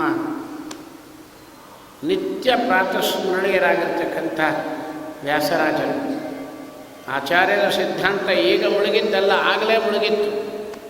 ಇಡೀ ಮುಳುಗಿ ಹೋಗಿದೆ, ಎಲ್ಲ ಹೋಯಿತು, ಸಿದ್ಧಾಂತ ಪೂರ್ತಿ ಹೋಯಿತು. ಆಗ ಪರಮಪುರುಷರಾಗಿರ್ತಕ್ಕಂಥ ನಮ್ಮ ವ್ಯಾಸರಾಜರು ಅವತಾರ ಮಾಡಿದರು. ಏನು ಮಹಾ ಮಾಡಿಬಿಟ್ರು ಎಲ್ಲರೂ. ದಾಸರಂತಾರೆ, ಈಶು ಮುನಿಗಳಿದ್ದೇನು ಮಾಡಿದರು? ವ್ಯಾಸ ಮುನಿ ಮಧ್ವಮತವನ್ನುದ್ಧರಿಸಿದನಲ್ಲದೆ ಉಳಿದವರೆಲ್ಲ ಪ್ರಯೋಜನ ಇಲ್ಲ ಅಂತ ಹೇಳಲ್ಲ. ಯಾವಾಗ ಆಪತ್ತು ಬರುತ್ತೋ ಆಗ ರಕ್ಷಣೆ. ನಾಮಮುದ್ರೆ ಹೊಟ್ಟೆಯಿತು ಎಲ್ಲ ಹೋದಾಗ ಅಷ್ಟೂ ಕಳ್ಕೊಂಬಿಟ್ರು. ಸಿದ್ಧಾಂತಗಳು ಹೋಗಿದೆ, ಈಗಲೂ ಹೋಯ್ತು. ಮತ್ತೆ ಇನ್ನೊಂದು ವ್ಯಾಸರಾಜರು ಬರಲ್ಲ, ಸರ್ವಾತ್ಮನ ಬರೋಲ್ಲ, ತಿಳ್ಕೊಂಬಿಟ್ಟಿರಿ ಬಂದ್ಬಿಡ್ತಾರಂತ. ಒಂದು ಸಾತ್ತೇ ಬರೋದು. ಇನ್ನು ವ್ಯಾಸರಾಜರವರಪ್ಪ ಬ್ರಹ್ಮಣ ತೀರ್ಥರು ಬಂದರು, ನಾವೇನೋ ತಿದ್ದೋಂಗಿಲ್ಲ. ಅದು ಆಮೇಲೆ ಆಗ ವ್ಯಾಸರಾಜರು ಮಧ್ಯನವಮಿ ಮಾಡ್ತೀವಿ ಅಂತ ಎಲ್ಲರೂ ಬಂದ್ರಂತೆ. ಅಂದರು, ಏನು ಮಾಡ್ತೀರಿ ಅಂದರು. ಸ್ವಾಮಿ ಪಂಚಾಮೃತ ಮಾಡ್ತೀವಿ, ನಿಮಗೆ ಪಾದಪೂಜೆ ಮಾಡ್ತೀವಿ, ಭಿಕ್ಷಾ ಅರ್ಪಣೆ ಮಾಡ್ತೀವಿ, ದೇವರ ಪೂಜೆ ಮಾಡಿಸ್ತೀವಿ, ಬ್ರಾಹ್ಮಣ ಸಂತರ್ಪಣೆ, ಕೂಟು ಪಡೆದೆ ಬೋಡಿ ಮಂಡಿಗೆ ಹೋಳಿಗೆ ಹಾಕಿಸ್ತೀವಿ, ಆಚಾರ ಪಟ್ಟ ಇಟ್ಬಿಟ್ಟು ಬೀದಿ ಒಳಗೆ ಹರಿಸರು ಉತ್ತಮ ವಾಯು ಉತ್ತಮ ಎಗರಾಡ್ತೀವಿ ಅಂದರು. ಮತ್ತು ವ್ಯಾಸರಾಜರಂದ್ರಂತೆ ಎಲ್ಲ ಸ್ಟಾಪ್ ಮಾಡೋದು. ನಿಮ್ಮ ಮಧ್ಯಾಹ್ನ ಉತ್ಸವ ನಿಲ್ಲಿಸ್ರಿ, ಸಾಕು, ನೀವು ಎಗರಾಡಿದ್ದು ಕುಣಿದಾಡಿದ್ದು ಎಲ್ಲ ಬಂದು ಇಲ್ಲಿ ಕೂಡ್ರಿ ಅಂದರು. ಏನು ವ್ಯಾಸರಾಜರು ಮಧ್ಯಾಹ್ನವೇ ಉತ್ಸವನೇ ಬೇಡ ಅಂತ ಇದ್ದಾರೆ. ಎಲ್ಲರೂ ಬಂದು ಕೂಡ್ರಿ, ಎಲ್ಲರೂ ಬಂದು ಕೂತ್ಕೊಂಡ್ರಿ. ಮಧ್ಯಾಹ್ನ ಮಾಡಬೇಕು, ಹೌದಾ ಇಲ್ಲ? ಮಧ್ವಾಚಾರ್ಯನ ಕೇಳ್ರಿ ಮೊದಲು ಏನಾಗಿದೆ ಅಂದರು. ಒಬ್ಬರು ಹಣಿ ಮೇಲೂ ಗೋಪಚಂದ್ರ ಇಲ್ಲ, ಹೌದಾ ಇಲ್ಲ? ನಾವು ಮಾಡ್ತೀವಿ. ನಿಮ್ಮ ಕಡೆ ಹೆಂಗೆ ಮಾಡ್ತಾರೆ? ನಮ್ಮ ಕಡೆ ಚೆನ್ನೈ ಒಳಗೆ ಇಲ್ಲೆಲ್ಲ ಪರಮ ಪವಿತ್ರವಾದವರು. ನಮ್ಮ ಚೆನ್ನೈ ಒಳಗೆ 2 ದಿನ ಬರ್ತಾರೆ. ಒಂದು ಮಧ್ವನವಮಿ, ಇನ್ನೊಂದು ರಾಘವೇಂದ್ರ ಸ್ವಾಮಿಗಳಾಗ. ಅವತ್ತು ಒಂದು ದಿನ ಎಲ್ಲಿ ಗೋಪಿಚಂದನ ಸಿಕ್ಕಿತು, ಎಲ್ಲಿ ಮಡಿ ಸಿಕ್ಕಿತು ಉಟ್ಕೊಂಡು ಬಂದುಬಿಡ್ತಾರೆ. ದಿನಾಲು ಕೇಳೋರಿರಲ್ಲ. ಹರೇ ಸರ್ವೋತ್ತಮ, ಹರಿ ಜೀವೋತ್ತಮ, ಹರೇ ಸರ್ವೋತ್ತಮ, ಗೊತ್ತಿಲ್ಲೇನು? ವ್ಯಾಸರಾಯರಂತಾರೆ, ಹರಿಜೇ ಸರ್ವೋತ್ತಮ ನಾರೇಲ ಕೋಮೇ ಬಮ್ಮ ಹರ ಇಂದ್ರಾಢ್ಯಮರರು ತವ ಸೇವಕರು. ಮೊದಲು ತಿಳ್ಕೊಂಡು ಆಮೇಲೆ ಊಟ ಅಡುಗೆ ಮಾಡ್ಲಿಕ್ಕೆ ಹೋಗೋದು. ವರತಾರತಮ್ಯ ಪಂಚಭೇದ ಸತ್ಯವೆಂದು ಮರಳಿ ಬೀಳುವ ವಾಯುಮಥದ ಸುಜ್ಞಾನವ ಸಕಲ ಬುಧರೋತ್ತಮ ನಿಖರದೊಳ್ ನಮ್ರತೆಯು. ಅದೇನ್ರಿ ವ್ಯಾಸರಾಜರ ಹೆಸರು ಹೇಳಬೇಡ ಅಂತಾರೆ ಜಗನ್ನಾಥದಾಸರು. ಶ್ರೀಮದಾಚಾರ್ಯರ ಮತಾನುವರಾದವರ ಮಹಾವೈಷ್ಣವರ ವಿಷ್ಣುಪಾದಾಬ್ಜ ಮಧುಕರರ ಸ್ತೋಮಕ್ಕೆ ಆನಮಿಸುವೆನು ಬಿಡದೆ ಅವರವರ ನಾಮಗಳ ಪೇಳಲೆಲ್ವಶವಲ್ಲ. ವ್ಯಾಸರಾಜರ ಹೆಸರು ಹೇಳೋ ಯೋಗ್ಯತೆ ಯಾರಿಗಿದ್ರಿ? ಬುಧರ ನಮ್ರತೆ, ಜ್ಞಾನಿಗಳಲ್ಲಿ ನಮಸ್ಕಾರ ಮಾಡಬೇಕಂತ ಇದೆಯಾ? ಸಕಲ ಬುಧರೋತ್ತಮ ನಿಖರದ ನಮ್ರತೆಯು ಸುಖತೀರ್ಥರಲ್ಲಿ ಗುರುಭಕ್ತಿಯು. ಅದೇನು ಮಧ್ವಾಚಾರ್ಯರಲ್ಲಿ ಭಕ್ತಿ ಅದ ನಮಗೆ. ಮಧ್ವಾಚಾರ್ಯ ಇದ್ದಿದ್ರು ಓಡಿ ಹೊಟ್ಟೋಗಿದ್ರು ಅವ್ರು ನಮ್ಮ ಹಣೆ ಬರ ನೋಡಿದರೆ. ಸಕಲ ಸುರಾರೊಡೆಯ ಶ್ರೀಕೃಷ್ಣ ನಿನ್ನಲ್ಲಿ ಅಕಳಂಕವಾದ ಈ ನವವೇದ ಭಕುತಿಯ ಜನುಮ ಜನುಮದಲ್ಲಿ ಕೊಡು ಕಂಡ್ಯ ಹರೇ. ಏನು ಕೊಡು? ಅನುಮಾನವಿಲ್ಲದಾನಂದ ತೀರ್ಥರ ಮಥವ ಜನುಮ. ಹೌದಾ ಇಲ್ಲ? ಯಾವುದರೇ ಆರಾಧನೆ? ಆನಂದ ತೀರ್ಥರ ಆರಾಧನೆ ಇದು ಹೇಳ್ತಾರೆ. ಏನು ಯಾವುದು ಆರಾಧನೆ? ಭಗವಂತನ ಅಸ್ತಿತ್ವವನ್ನು ತಿಳ್ಕೊಂಡು ಸ್ವಾಮಿಯ ಸಿದ್ಧಾಂತವನ್ನು ಅನುಸರಿಸಿ ನಾವು ಒಳಗೆ ಹೋದಾಗ ಸ್ವಾಮಿ ನಮ್ಮನ್ನು ನೋಡ್ತಾನೆ. ಅಂತೂ ಗೋಪಾಲಕ ಕೆಳಗೆ ಬಿದ್ದು ಸತ್ತಿದ್ದಾನೆ. ಬ್ರಹ್ಮಾದಿ ಆ ಆಕುಳ ನೋಡಿತು, ಊರೊಳಗೆ ಹೋಗಿ ಹತ್ತಿದೆ, ಸೂಚನೆ ಮಾಡಿದೆ. ಚೋಳರಾಜ ಬಂದು ನಿಲ್ಲುತ್ತಾನೆ. ಸ್ವಾಮಿ ಅದೇನಾಯಿತು ಅಂದರೆ ಮಧ್ಯಾಹ್ನ ಆ ಗೋಪಾಲಕ ಯಾವುದೋ ಒಂದು ವ್ಯಕ್ತಿ ಅಂತ ಹೇಳಿ ಈ ಆಕಳು ಮೋಸ ಮಾಡ್ತಾ ಇದೆ ಅಂತ ಹೊಡಿಲಿಕ್ಕೆ ಹೋಗ್ತಾನೆ. ಕೊಡಾರಿ ತಗೊಂಡು ಹೊಡಿಲಿಕ್ಕೆ ಹೋಗ್ತಾನೆ. ಆಕಳಿಗೆ ಬೀಳಬೇಕಾದ ಕೊಡಾರಿ ಪೆಟ್ಟನ್ನು ಸ್ವಾಮಿ ತಗೊಂಡಿದ್ದಾನೆ ಎಂದು ಪುರಾಣ ಹೇಳಿತು. ಯಾಕೆ ತಗೊಂಡು? ಯಾಕೆ ತಗೊಂಡ ದೇವರು? ಸ್ವಾಮಿ ಹೇಳ್ತಾನೆ, ನನಗೆ ಶಾಲಿಗ್ರಾಮ ರೂಪದಲ್ಲಿ ಒಂದು ಬಿಂದಿಗೆ ಹಾಲು ಯಾರು ಅಭಿಷೇಕ ಮಾಡ್ತಾರೆ, ಸ್ವಾಮಿ ಹೇಳ್ತಾನೆ ಅವರ ಕುಲವನ್ನೇ ನಾನು ಉದ್ಧಾರ ಮಾಡ್ತೇನೆ ಅಂತ ಸಂಕಲ್ಪ ಮಾಡಿದ್ದೇನೆ. ಸತ್ಯ ಕಾಮನ ಅಂದ ಮೇಲೆ ಪ್ರತಿನಿತ್ಯ ನನಗೆ ಅಭಿಷೇಕ ಮಾಡತಕ್ಕಂಥ ಈ ಹಾಲು ಆಕಳಿಗೆ ಇವತ್ತು ಈ ಗೋಪಾಲಕನದ ಪೆಟ್ಟು ಬಿದ್ದು ಬಿಟ್ಟರೆ ನಾಳೆ ಪುರಾಣ ಕೇಳೋರು ಏನಂತಾರೆ? ಏನೋ ಕಷ್ಟ ಬಂದಿದೆ ಸರ್ ಅಂದರೆ ಹಾಲು ಅಭಿಷೇಕ ಮಾಡಿದ್ರೆ ಹೋಗ್ರಿ, ಪುರಾಣ ಹೇಳ್ತೀನಿ. ಪುರಾಣ ಏನ್ರಿ, ಎಷ್ಟು ದಿವಸ ಆಕಳು ಪಾಪ ಹೋಗಿ ದೇವರಿಗೆ ಹಾಲು ಸುರಿಸಿದೆ ಹುತ್ತದಲ್ಲಿ, ಅದಕ್ಕೆ ಬೀಳೋ ಪೆಟ್ಟನ್ನೇ ದೇವರು ತಪ್ಪಿಸಲಿಲ್ಲ. ನಮ್ಮ ಸಂಸಾರದ ರೋಗವನ್ನು ಏನ್ರೀ ಮಾಡ್ತಾನೆ ಹಾಲು ಅಭಿಷೇಕದಿಂದ ಅಂತ ಹೇಳಿ ನನಗೆ ಹಾಲು ಅಭಿಷೇಕ ಮಾಡೋದನ್ನು ಬಿಟ್ಟುಬಿಟ್ರೆ ಏನು ಮಾಡೋದು, ಪ್ರಾರಬ್ಧಗಳು ಹಾಲು ಅಭಿಷೇಕ ಮಾಡಬೇಕು ಅಂತ ಹೇಳಿ ಸ್ವಾಮಿ ಆ ಪೆಟ್ಟನ್ನು ಆಕಳಿಗೆ ಬೀಳೋ ಪೆಟ್ಟನ್ನು ತಪ್ಪಿಸಿದ್ದು ಒಂದಾದರೆ, ನನಗೆ ಹಾಲು ಅಭಿಷೇಕ ಮಾಡೋರನ್ನ ಯೋಗಕ್ಷೇಮಂ ವಹಾಮ್ಯಹಂ, ಅದರ ಯೋಗಕ್ಷೇಮವನ್ನು ನಾನು ನೋಡ್ಕೊತೀನಿ ಅಂಥೇಳಿ ಆ ತತ್ವವನ್ನು ತೋರಿಸ್ತಾನೆ ಪರಮಾತ್ಮ. ಏಕೇನ ತುಳಸೀ ದಳ ಮಾತ್ರನೇ, ಒಂದು ದಳ ತುಳಸಿ ಒಂದು ನೀರು ನನಗೆ ಹಾಕಿಬಿಟ್ರೆ ಸಾಕು, ನಾನು ವಂಶವನ್ನೇ ಉದ್ಧಾರ ಮಾಡ್ತೇನೆ ಅಂತಂತಾನೆ. ಇಲ್ಲಿ ಭಾಳ ದೊಡ್ಡ ತತ್ವ ಇದೆ. ಪ್ರತಿ ವರ್ಷ 2 ಸಾರ್ತಿ ವೆಂಕಟೇಶ ಕಲ್ಯಾಣ ಕೇಳ್ತೀವಿ. ಒಂದು ವೈಶಾಖ ಮಾಸ, ಇನ್ನೊಂದು ನವರಾತ್ರಿ. ಎಲ್ಲ ಅವರವ್ರ ಮನೆ ಹತ್ತಿರ ವೆಂಕಟೇಶ ಕಲ್ಯಾಣ ನಡೆದೇ ಅಂತ ಭೂಮಂಡಲವೇ ಇಲ್ಲ. ಎಲ್ಲ ಆಚಾರಗಳು ಇದು ಶ್ಲೋಕ ಹೇಳಿರ್ತಾರೆ, ಅರ್ಥ ಹೇಳಿರ್ತಾರೆ. ನಾಳೆ ಬೆಳಗ್ಗೆ ಕಾರ್ ತಗೊಂಡು ಬರೋಣ, ಒಂದು ರೌಂಡ್. ಯಾರ ಮನೆ ಸಾಲಿಗ್ರಾಮ ಪೂಜೆ ಆಗುತ್ತೆ ಓಟ್ ಹಾಕ್ರಿ ನೋಡಿ. ಪುರಾಣ ಕೇಳಿದ್ದೆ ಹೌದ್ರಿ ಆಚಾರ್ಯ, ಮಾಡಬೇಕು ಆಚಾರ್ಯ. ಯಾವಾಗ ಮಾಡೋದು ಅದನ್ನು ಇಲ್ಲಿ ಹೇಳ್ತಾನೆ. ಪುರಾಣ ಕೇಳೋದು ದೊಡ್ಡದಲ್ಲ, ಹೊಂದಬೇಕು. ಇಷ್ಟು ಹೇಳಿದ್ದಾನಲ್ಲ ಸ್ವಾಮಿ. ನಾನು ವೈಶಾಖ ಶುದ್ಧ ದಶಮಿಯಿಂದ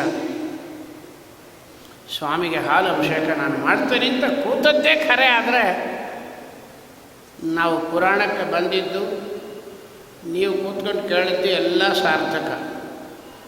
ಅಯ್ಯೋ ಆಚಾರ ಹೇಳ್ತಿರ್ತಾರೆ ಅಂತ ಬಿಟ್ಟರೆ ಎಲ್ಲ ವ್ಯರ್ಥ. ಪುರಾಣ ಕೇಳೋದು ದೊಡ್ಡದ. ಎಲ್ಲಿ ಅದರೊಳಗೆ ಆಸ್ಪದ ಇದನ್ನು ಹಿಡ್ಕೊಬೇಕಂತ ಇಮ್ಮಿಡಿಯೇಟಾಗಿ ನಾವು ಅಳ್ತೀವಿ. ಟೈಮ್ ಇಲ್ಲ, ನೀರಿಲ್ಲ, ಬಲ ಇಲ್ಲ, ಹೌದಾ ಇಲ್ಲ? ಕಣ್ಣಾಗ ಸ್ವಲ್ಪ ಸಿಳ್ಳು ಬಂತು, ಮೂಗಿನಾಗ ಸ್ವಲ್ಪ ಶೀಂಬಳ ಬಂತು, ಗಂಟ್ಲೊಳಗೆ ಸ್ವಲ್ಪ ಕೆಂಪು ಬಂತು, ಕಾಲೋ ಕೈಯೋ ತಾಕಿ ಒಂಚೂರು ರಕ್ತ ಬಂತು, ಮನೆಗೆ ಯಾರಾದ್ರೂ ಗೆಸ್ಟ್ ಬಂದರು, ನಾವು ಮೊದಲು ಟೋಪಿ ಹಾಕೋದು ದೇವ್ರ ಪೂಜೆಗೆ. ಊಟ ಮಾಡ್ಲಂಗೆ ಇರ್ತೀವ. ಇವತ್ತು ನಮ್ಮ ಮನೆಯಾಗ ಗೆಸ್ಟ್ ಬಂದುಬಿಟ್ರು, ಅದರಿಂದ ನಾವು ಅಡುಗೆನೇ ಮಾಡಲಿಲ್ಲ, ಎಲ್ಲರೂ ಉಪವಾಸ ಕೂತಿದ್ದೀವಿ. ಸಕಾಲಕ್ಕೆ ಹೆಂಗೋ ಒಂದು ತರಿಸ್ಕೊಂಡಾನ ತಿಂದುಬಿಡ್ತಾನೆ ರೊಕ್ಕ ಕೊಟ್ಟು ಹೋಟ್ಲಿಂದ. ಸ್ವಾಮಿ ಪೂಜೆಗೆ ಮಾತ್ರ ಟೋಪಿ ಹಾಕ್ತೀವಿ. ಇಲ್ಲಿ ದಾಸರು ಅದನ್ನು ಹೇಳ್ತಾರೆ, ಶ್ರೀನಿವಾಸ ಹೇಳ್ತಾರೆ. ಇದರಿಂದ ನೋಡಿದ್ದಾನೆ, ಚೋಳರಾಜ ಬಂದಿದ್ದಾನೆ. ವೆಂಕಟೇಶ ಕಲ್ಯಾಣ ಭಾಳ ಕೇಳ್ತೀವಿ. ಪರಿಣಾಮ ಏನಾಯಿತು? 65 ವರ್ಷ ನಮಗಾಯಿತು ಅಂದರೆ ಕನಿಷ್ಠ 40 ವರ್ಷ ವೆಂಕಟೇಶ ಕಲ್ಯಾಣ ಕೇಳಿದ್ದೀವಿ. ಪರಿಣಾಮ ಏನಾಯಿತು ನೋಡ್ರಿ, ಎಷ್ಟು ತಪ್ಪು ಮಾಡ್ತಾಯಿದ್ವಿ. ಅಪರಾಧ ನೋಡೋಣ. ವೆಂಕಟೇಶ ಕಲ್ಯಾಣ ಕೇಳಿದ್ದೆ, ಎಲ್ಲರಿಗೂ ಗೊತ್ತಿದೆ ಕತೆ. ಚೋಳರಾಜ ಬಂದು ನಿಂತಿದ್ದಾನೆ, ಸ್ವಾಮಿ ಹೇಳ್ತಾನೆ ಪಿಶಾಚಿ ಆಗು ಅಂತ ಶಾಪ ಕೊಡ್ತಾನೆ. ಎಲ್ಲರೂ ಕೇಳಿದ್ದೀವಿ. ಚೋಳರಾಜ ಕೇಳ್ತಾನೆ, ನಂದೇನು ತಪ್ಪಿದೆ, ನಾನೇನು ಅಪರಾಧ ಮಾಡಿದೆ, ನೀನು ಯಾರು, ನನಗೆ ಸಂಬಂಧನೇ ಇಲ್ಲ, ಈ ಶಾಪಕ್ಕೆ ನಾನು ಅರ್ಹನೇ ಇಲ್ಲ, ನನಗೆ ಯಾಕೆ ಶಾಪ ಕೊಟ್ಟು ಅಂತ ಕೇಳ್ತಾನೆ. ಇಷ್ಟು ಎಲ್ಲರಿಗೂ ಗೊತ್ತಿದೆ. ಇದೆಲ್ಲ ಬಿಡ್ರಿ ಪುರಾಣ. ಸ್ವಾಮಿ ಹೇಳಿದ ಉತ್ತರ ಬಹಳ ಮುಖ್ಯ. ಶ್ರೀನಿವಾಸ ಹೇಳ್ತಾನೆ, ಚೋಳರಾಜ ಮನೆಯೊಳಗೆ ಮಕ್ಕಳು ಏನಾದರೂ ಅಪರಾಧ ಮಾಡಿದರೆ ಆ ಶಿಕ್ಷೆ ಯಾರಿಗೆ? ದೊಡ್ಡವರಿಗೆ. ನಾವು ಸಂಧ್ಯಾವಂದನ ಮಾಡಲಿದ್ರು ಪರವಾಗಿಲ್ಲ ಅಂತಿಲ್ಲ, ದೊಡ್ಡದು ಬೋನಸ್ ಇದೆ. ನಮ್ಮ ಮಕ್ಕಳು ಸಂಧ್ಯಾವಂದನ ಮಾಡಲೇ ಅಂತ ಅಪರಾಧನೂ ನಮಗೆ ಬಂದು ಸೇರ್ತು. ಯಾಕೆ ಮಾಡಿಸ್ಲಿಲ್ಲ? ಹೌದಾ ಇಲ್ಲ? ಸ್ವಾಮಿ ಹೇಳ್ತಾನೆ, ನಾವು ಮಾಡಲೇದು ಒಂದು ಅಪರಾಧ ಕೂತ್ಕೊಂಡಿದೆ, ಬೋನಸ್ಸು, ಅದು ಡೆಪಾಸಿಟ್, ಅದು ನಾವು ಸಂಪಾದಿಸಿದ ಪಾಪ. LIC ಪ್ರೀಮಿಯಂ ಒಳಗೆ ಬೋನಸ್ ಅಂತ ಒಂದು ಕೊಡ್ತಾನೆ, ಫ್ರೀ ಆಫ್ ಕಾಸ್ಟ್. ಅದು ಹೆಂಗೆ ಅಂದರೆ, ಮನೆಯೊಳಗಿದ್ದವರು ಮಾಡಿದ ಅಪರಾಧಕ್ಕೆ ಪಾಪಗಳು ದೊಡ್ಡವರೇ ಶಿಕ್ಷೆ ಪರಮಾತ್ಮ ಹೇಳ್ತಾ ಇದ್ದಾನೆ. ರಾಜ್ಯದಲ್ಲಿ ಏನಾದರೂ ಅಪರಾಧ ನಡೆದರೆ ಆ ಅಪರಾಧಗಳಿಗೆ ಶಿಕ್ಷಕರು ಯಾರು? ರಾಜ. ಹೌದಾ ಇಲ್ಲ? ನಮ್ಮ ಮನೆ ಮುಂದೆ ನೀರು ಹೋಗ್ತಾ ಇದೆ, ಬಸ್ಸು ಸರಿಯಾಗಿ ಬಂದಿಲ್ಲ ಅಂದರೆ ಯಾರನ್ನ ಬೈತೀರಿ? ಡ್ರೈವರ್ನ, ಕಂಡಕ್ಟರ್ನ ಬೈಯಲ್ಲ. ಚೀಫ್ ಮಿನಿಸ್ಟರ್ ಸರಿ ಇಲ್ಲ, ನೀವು ಚೀಫ್ ಮಿನಿಸ್ಟರ್ ಬಂದು ಬಸ್ ನಿಲ್ಲಿಸ್ತಾನೆ ನಿನ್ನ ಮನೆ ಮುಂದೆ, ಬರೋದು ಮಿನಿಸ್ಟ್ರಿಗೆ. ನಾವು ಸಮಾಜ ಸರಿ ಇಲ್ಲ ಅಂದರೆ ಸಮಾಜನ ನಡೆಸೋರು ಸರಿ ಇರಬೇಕು. ಪೈರು ಮೇಲಿಕ್ಕಾಗಿ ರಕ್ಷಣೆಗಾಗಿ ಬೇಲಿ ಹಾಕ್ತಾರೆ. ಬೇಲಿನೇ ಪೈರನ್ನು ಮೇಲೆ ಬಿಟ್ಟರೆ ಗತಿಯನ್ನು. ಅದನ್ನು ಸ್ವಾಮಿ ಹೇಳ್ತಾನೆ. ಇವತ್ತು ಸಮಾಜದಲ್ಲಿ ನಾನೇನೋ ಹೆಂಡತಿಯನ್ನು ಕಳ್ಕೊಂಡು ಎಲ್ಲೋ ಬಂದು ಕೂತ್ಕೊಂಡಿದ್ದೇನೆ ಹುತ್ತದಲ್ಲಿ. ಯಾವುದೋ ಬಾಯಿಲ್ಲದೆ ಒಂದು ಆಕಳು ಬಂದು ಹಾಲು ಸುರಿಸ್ತಾ ಇದೆ. ನಿನ್ನ ಸಮೂಹದಲ್ಲಿರ್ತಕ್ಕಂಥ ನಿರ್ವಾಹದಲ್ಲಿರ್ತಕ್ಕಂಥ ಒಂದು ಗೋಪಾಲಕ ನನ್ನ ಬಂದು ಹೊಡೆದಿದ್ದಾನೆ ಅಂದರೆ ಆ ಶಿಕ್ಷೆ ನಿನಗೆ ಆಗುತ್ತೆ. ಅದರಿಂದ ಮೊದಲು ನಾವು ಸಂಧ್ಯಾವಂದನೆ ಯಾರಿಗಾಗಿ ಮಾಡಬೇಕು ಅಂದರೆ ನಮ್ಮ ದೊಡ್ಡವರಿಗೆ ಪಾಪ ಸೇರಿಸ್ಲಿಕ್ಕಾಗ್ಲಾಂಗಾದರೂ ಮಾಡಬೇಕು. ಅದಕ್ಕೆ ಹೇಳ್ತಾರೆ, ದೊಡ್ಡವರು ಮಾಡಿದ ಪಾಪ ಚಿಕ್ಕವರಿಗೆ ಅಂತಾರೆ, ಅದು ತಪ್ಪು. ಚಿಕ್ಕವರು ಮಾಡಿದ ಪಾಪ ದೊಡ್ಡವರಿಗೆ. ನಾವು ಸಂಧ್ಯಾವಂದನೆ ಮಾಡಲಿಲ್ಲ ಅಂದರೆ ಇವತ್ತು ಅದರ ಪಾಪ ಯಾರಿಗೆ ಹೋಗುತ್ತೆ? ನಮ್ಮ ತಂದೆ ತಾಯಿಗಳಿಗೆ ಹೋಗುತ್ತೆ. ಜಾಗೃತಿ. ಆಮೇಲೆ ಕೋಟಿ ಬೆಳ್ಳಿ ಟಂಬ್ಲರ್ ಕೊಟ್ಟು, ಬೆಳ್ಳಿ ತಂಬಿಗೆ ಕೊಟ್ಟು, ಬ್ರಾಹ್ಮಣರಿಗೆ ಸಾವಿರಾರು ರೂಪಾಯಿ ದಕ್ಷಿಣೆ ಕೊಟ್ಟು, ಜರ್ತಾರಿ ಪಂಚೆ ಕೊಟ್ಟು ಶ್ರಾದ್ದ ಮಾಡ್ತೀವಿ. ಸಂಧ್ಯಾವಂದನ ಮಾಡಲಿಲ್ಲ, ಎಲ್ಲ ವೇಸ್ಟ್. ಅವ್ರಿಗೆ ಪಾಪದ ಮುದ್ದೆನೇ ಕೊಡ್ತಾ ಇದ್ದಿ, ಬೆಳ್ಳಿ ತಮಗೆ ಏನು ಬೇಕಾಗಿದೆ? ಹೌದೇನು? ಅದರಿಂದ ಸ್ವಾಮಿ ಹೇಳ್ತಾನೆ, ಎಚ್ಚರವಾಗಿ ನೀವು ಉದ್ಧಾರ ಆಗಲಿದ್ರು ಹಾಳಾಗಿ ಹೋಗಲಿ ರಾಜ, ಸಮಾಜನ ಉದ್ಧಾರ ಮಾಡು. ಇವತ್ತು ಸಮಾಜನೇ ನಾವು ಹೊಡಿತಾ ಇದ್ದೀವಿ. ಸಮಾಜನ ಹಾಳು ಮಾಡಬಾರ್ದು, ಸಮಾಜನ ಮಾಡಬೇಕು. ನೀನು ಏಕಾದಶಿ ಮಾಡೋಲ್ಲ, ನಿನಗೆ ಶುಗರ್ ಸಾಯ್ತಾ ಇದ್ದಿ. ಆಚಾರ ಬರ್ತಾರೆ, ಏಕಾದಶಿ ಮಾಡ್ತೀರಾ? ಮಾಡ್ತೀವಿ. ನಿರ್ಮಾಲ್ಯ ತಗೊಂಡು ಉಪವಾಸ ಮಾಡ್ತಾಯಿದ್ವಿ. ಸಕಾಲಕ್ಕೆ ಪಾಲನೆ ನಡೆಸ್ತಾ ಇದ್ದಾನೆ. ನಿಮಗೇನು ವಯಸ್ಸಲ್ಲಿ 60. ನಿಮಗೆ ಶುಗರ್ ಬರಲಿಲ್ವಾ? ಇಲ್ಲ. ಅಯ್ಯೋ, ದಯವಿಟ್ಟು ಉಪವಾಸ ಮಾಡಬೇಡಿ, ನೀವು ತಿನ್ನಿರಿ. ಶುಗರ್ ಬಂದೋಗುತ್ತೆ, ಲೋ ಶುಗರ್ ಆಗಿರುತ್ತೆ, ಸ್ಟ್ರೋಕ್ ಆಗಿಬಿಡುತ್ತೆ. ಮೊದಲು ನಾ ಹೇಳೋದು ಅರ್ಥ ಮಾಡ್ಕೊಳ್ರಿ. ನನಗೆ ನೀವು ಡಾಕ್ಟ್ರು ಹೇಳಿದ್ದಾನೆ ಹಂಗಂತ ಹೇಳಿ ಮುದುಕರನ್ನು ತಿನ್ನಿಸೋವರೇ ಬಿಡಲ್ಲ. ಯಾಕಂದ್ರೆ ಇವ ತಿಂತಾನಲ್ಲ, ಅವನ ಜೊತೆಗೆ ಓಟ್ ಹಾಕಿರ್ಬೇಕು. ದೊಡ್ಡವರಿಗೆ ತಿನ್ನಿಸ್ಬಿಡ್ತಾರೆ. ಮಕ್ಕಳು ಉಪವಾಸ ಮಾಡ್ತೀವಿ ಅಂತ ಕೆಲವು ಮಕ್ಕಳು ಹೊರಡ್ತಾರೆ. ಸಣ್ಣ ವಯಸ್ಸು, ವಿದ್ಯಾವಂತನಾಗಬೇಕು, ದೊಡ್ಡ ದೊಡ್ಡ ಕಂಪನಿಗಳಾಗಿ ಹೋಗಿ ಲಕ್ಷಾಂತರ ರೂಪಾಯಿ ದುಡಿಬೇಕು, ಕರುಳು ಬೆಂದೋಗುತ್ತೆ, ರೋಗ ಬಂದುಬಿಟ್ರೆ ಚಿಕ್ಕ ವಯಸ್ಸೊಳಗೆ. ಈಗ ಮಾಡಬೇಡ ಕಂದ, ಈಗ ಉಪವಾಸ ಮಾಡಬಾರ್ದು. ಈ ವಯಸ್ಸಿಗೆ ಯಾರು ಉಪವಾಸ ಮಾಡ್ತಾರೆ ಅಂದರೆ, ಒಬ್ಬರು ಮನೆಗೆ ಹೋಗಿದ್ದೆ, ಆಚಾರ ನಮ್ಮ ಹುಡುಗನಿಗೆ ಸ್ವಲ್ಪ ಹೇಳ್ರಿ, ಏನು ಹೇಳಬೇಕಮ್ಮ ನೀವು, ದಯವಿಟ್ಟು ಏಕಾದಶಿ ಉಪವಾಸ ಮಾಡಬೇಡ ಅಂತ ಹೇಳ್ರಿ. ನಾನು ತಾಂಬೂಲ ಕೂಡ ನಾನು ಹೊರಟು ಬಿಡ್ತೀನಿ ಅಂತೆ. ಇಲ್ಲ ಆಚಾರ, ಬೆಳಗ್ಗೆ 7:30 ಕಾಲೇಜಿಗೆ ಹೋಗ್ತಾನೆ, ರಾತ್ರಿ 8:30 ಬರ್ತಾನೆ, ಎಲ್ಲಾರು ಬಿದ್ದು ಸತ್ರ ಏನು ಮಾಡಲಿ ಆಚಾರ, ಹೇಳಿದ್ರೆ ಕೇಳಲ್ಲ ಅಂತಾನೆ. ಅಯ್ಯೋ, ಇದಕ್ಕಾಗಿ ನಾನು ಯಾಕಮ್ಮ ಕರೆಸ್ತೀನಿ? ಇವಳು ಮಾಡಿಸೋದಂಗೆ ಅದಕ್ಕೆ 50-50 ನನಗೂ ಹಾಕಿಸ್ತಾಳೆ ಪಾಪ. ಮಾಡಬಾರ್ದು. ಅದನ್ನೇ ಇಲ್ಲಿ ಸ್ವಾಮಿ ಹೇಳ್ತಾನೆ, ನಾವು ಕೆಟ್ಟಿದ್ದಂಗೆ ಸಮಾಜನ ಹಾಳು ಮಾಡ್ತಾ ಇದ್ದೀವಿ ಎಲ್ಲರೂ. ಆದರ್ಶಪ್ರಾಯವಾಗಿ ನಾವಿರಬೇಕು ಹೊರತಾಗಿ ಇವತ್ತು ಸಮಾಜ ಹಾಳಾಗ್ತಾ ಇದೆ. ಸ್ವಾಮಿ ಅದನ್ನು ಹೇಳ್ತಾನೆ, ರಾಜ, ನಿನ್ನ ರಾಜ್ಯದಲ್ಲಿ ನಡೆದ ಅಪರಾಧಗಳು ಅದರೊಳಗೆ ನಿನಗೇ ಅರ್ಹತೆ ಇರುತ್ತೆ. ಇವತ್ತು ನಾವು ಒಂದು ಮಠದಲ್ಲಿ ಚೆನ್ನೈ ಒಳಗೆ ಎಲ್ಲರಿಗೂ ಗೊತ್ತಿದೆ, ಭಾಳ ಜನಕ್ಕೆ 50 ಒಳಗೆ ಪ್ರೆಸಿಡೆಂಟ್ ಆಗಿದ್ದೀವಿ. ನಾನು ಹೇಳಿದ್ದೀನಿ, ನನ್ನ ಮಾತು ಕೇಳಲೇದ ಪಕ್ಷದಲ್ಲಿ ನಾನು ಬೇಕಾದ್ರೆ ಮಠ ಬಿಟ್ಟುಬಿಡ್ತೀನಿ ಅಂದೆ. ಯಾಕಂದರೆ ನೀವು ಮಾಡಿದ ಪಾಪಗಳೆಲ್ಲ ನನಗೆ 50-50 ಬರ್ತಾ ಇದೆ. ಹೆಟ್ಟೊಳಗೆ ಕೂತಿದ್ದೀನಿ, ತಲೆಗೆ ಬಂದುಬಿಡುತ್ತೆ ಪ್ರೆಸಿಡೆಂಟಿಗೆ. ಅದರಿಂದ ದಯವಿಟ್ಟು ನನ್ನ ಹೊರಗೆ ಕಳಿಸಿಬಿಡಿ ಅಂತ ಹೇಳ್ತೀನಿ. ಯಾಕಂದರೆ ಸ್ವಾಮಿ ಹೇಳಿದ್ದಾನೆ, ಸಮಾಜನ ಹಾಳು ಮಾಡ್ತಾ ಇದ್ದೀವಿ, ಆ ಪಾಪಕ್ಕೆ ನಾವು ಗುರಿ ಆಗ್ತಾ ಇದ್ದೀವಿ. ಅದರಿಂದ ಆದಷ್ಟು ಸಮಾಜನ ತಿದ್ದಲಿಕ್ಕೆ ನಾವು ಪ್ರಯತ್ನ ಮಾಡಬೇಕು ಅಂತ ಸ್ವಾಮಿ ಹೇಳಿದ್ದಾನೆ. ಆಗ ಶರಣಾಗತನಾಗ್ತಾನೆ, ಶಾಪಕ್ಕೆ ವಿಮೋಚನೆ ಕೊಡ್ತಾನೆ. ನಾನು ಕೊಟ್ಟಿದ್ದೆ, ಆದರೆ ಶಾಪದ ವಿಮೋಚನೆ ಹೇಳ್ತೀನಿ ಅಂತ ಹೇಳಿ ಸ್ವಾಮಿ, ನೀನು ಮುಂದೆ ಆಕಾಶ ಮಹಾರಾಜನಾಗಿ ಬರ್ತೀವಿ, ಪದ್ಮಾವತಿ ಮಗಳಾಗಿ ಬರ್ತಾಳೆ, ಕನ್ಯಾದಾನ ಮಾಡ್ತೀವಿ. ಹಾಗೆ 100 ತೊಲದ ಬಂಗಾರದ ಕಿರೀಟವನ್ನು ವರದಕ್ಷಿಣ ರೂಪದಲ್ಲಿ ಕೊಡ್ತೀನಿ. ಪ್ರತಿ ಶುಕ್ರವಾರ ನಾನು ಧಾರಣ ಮಾಡ್ತೀನಿ. ಸಾಯಂಕಾಲದಲ್ಲಿ ಮುಹೂರ್ತ ಕಾಲ ನೇತ್ರೇಮೇ ಜಲಪೂರಿತೆ, ನನ್ನ ಕಣ್ಣೊಳಗೆ ಆನಂದ ಬಾಷ್ಪ ಸುರಿಯುತ್ತೆ. ಆಗ ನಿನಗೆ ಈ ಪಿಶಾಚಿ ಜನ್ಮ ಮುಕ್ತಿಯಾಗಲಿ ಅಂತ ಹೇಳಿ ಸ್ವಾಮಿ ಬಿಡುಗಡೆ ಕೊಟ್ಟ. ಮುಂದೆ ಔಷಧಾರ್ಥವಾಗಿ ಸ್ವಾಮಿ ಹೊರಡುತ್ತಾನೆ. ಮುಂದೆ ವರಾಹದೇವರ ದರ್ಶನ ಆಗುತ್ತೆ ಎಂಬುದನ್ನು ನಾಳೆ ಸೂಚನೆ ಮಾಡ್ತಾ, ವ್ಯಾಸರಾಜರ ಜನ್ಮದಿನ ಆಗೋದ್ರಿಂದ ಕೇವಲ 10 ನಿಮಿಷಗಳು ಮಾತ್ರ ಅವರನ್ನು ಸ್ಮರಣೆ ಮಾಡಿ ಕೃತಾರ್ಥರಾಗೋಣ. ಯಾರ್ಯಾರೋ ಜನ್ಮದಿನವನ್ನು ಮಾಡ್ತೀವಿ, ನಾವು ಜನ್ಮದಿನ ಮಾಡ್ಕೊಳ್ತೀವಿ. ಹ್ಯಾಪಿ ಬರ್ತ್ಡೇ ಅಂತ.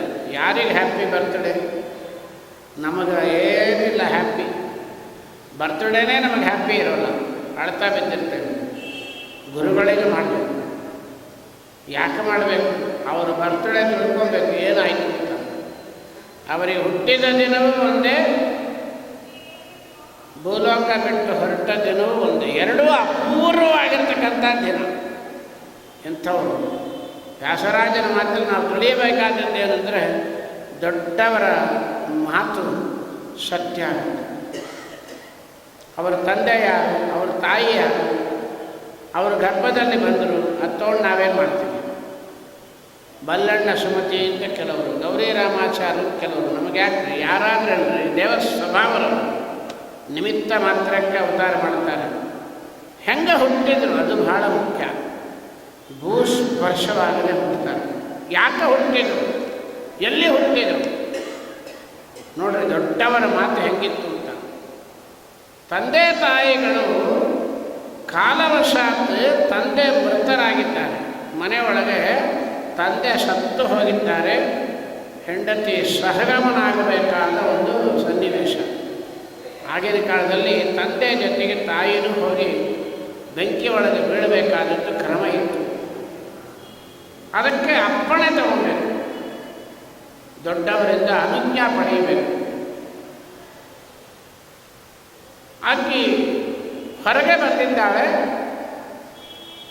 ಬೀದಿ ಒಳಗೆ ಬಂದು ನಮಸ್ಕಾರ ಮಾಡಿದರು.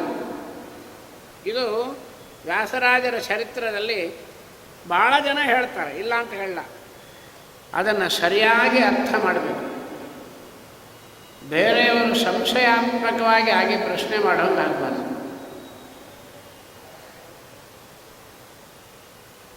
ನಮಸ್ಕಾರ ಮಾಡ್ತಾಳೆ.